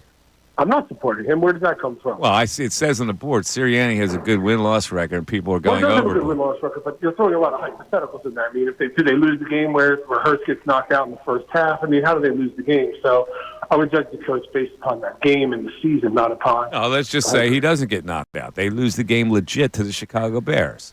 Well, then you got to consider firing him. I mean, right now he's basically like he's talking about we'll have to see if he's like a Mike Tomlin or like a Harbaugh game manager. That's really what his job is now. He's not really an offensive or defensive, obviously he's not involved with either side of the ball. He's more like a Tomlin. He's more like a Harbaugh. So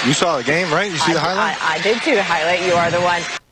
All right, so let me just give you this, okay? If you're a baseball player, you know that there's a media that's going to have to ask you questions. You are prepared for a media asking, and they're not going to ask you detailed questions. They're going to ask you volley questions where they want you to take the ball and run with it, okay? Maybe that's not the way to do an interview, but in this particular situation, you don't have a lot of time. Nicole Briscoe just wants to get a comment and then roll on with the show. On what earth do you think that it's appropriate to try to be an a-hole? This is what I don't get about players in general, but Nick Castellanos in particular. What is the payoff for you to say that to somebody? It's a national TV broadcast. They're just trying to get a soundbite out of you. You can't be more mature than to give her something like that, which makes the whole thing now look awkward. I don't understand some players. I don't understand this guy who does it time and time again. I'm not going to sit here and say I don't appreciate the fact that he's been carrying the Phillies offensively and that he had some big hits to lift them past the Braves in this series to put the Braves out. That stands on its own. But what is the payoff for you to answer a question like that? I don't get it. I'll never get it. I don't know if anybody in the clubhouse can get to the guy and say, dude, and they won't do it. So my closing argument basically is, if you're a professional player, just roll with the punches. I know you think you're on a higher plateau than some media schlub, but just humor the people, for crying out loud. Is it that difficult to be a human being? Come on, Nick. Do better. That's my closing argument. Great job, Michael. And the closing argument is brought to you by Lowenthal and Abrams attorneys. Injured in an argument? That's supposed to say accident, isn't it? Yes, it is. Injured in an accident. Or an argument, which you've been injured today in an argument. Yeah, I'm going to call him. Injured in an accident, call 1-800-876-LAWYER or visit LowenthalAbrams.com. All right. Thanks, everybody, for listening. Don't forget, on Thursday, Charles Barkley will be co-hosting on one of our legendary Charles Barkley co-hosting shows. Tomorrow we'll be back at you with General Knowledge Wednesday to see if Ray can have a better week than week one. Everybody have a great rest of the night. Stay tuned for Tyrone and Ricky. And we're back tomorrow. Take care, everybody. Bye-bye.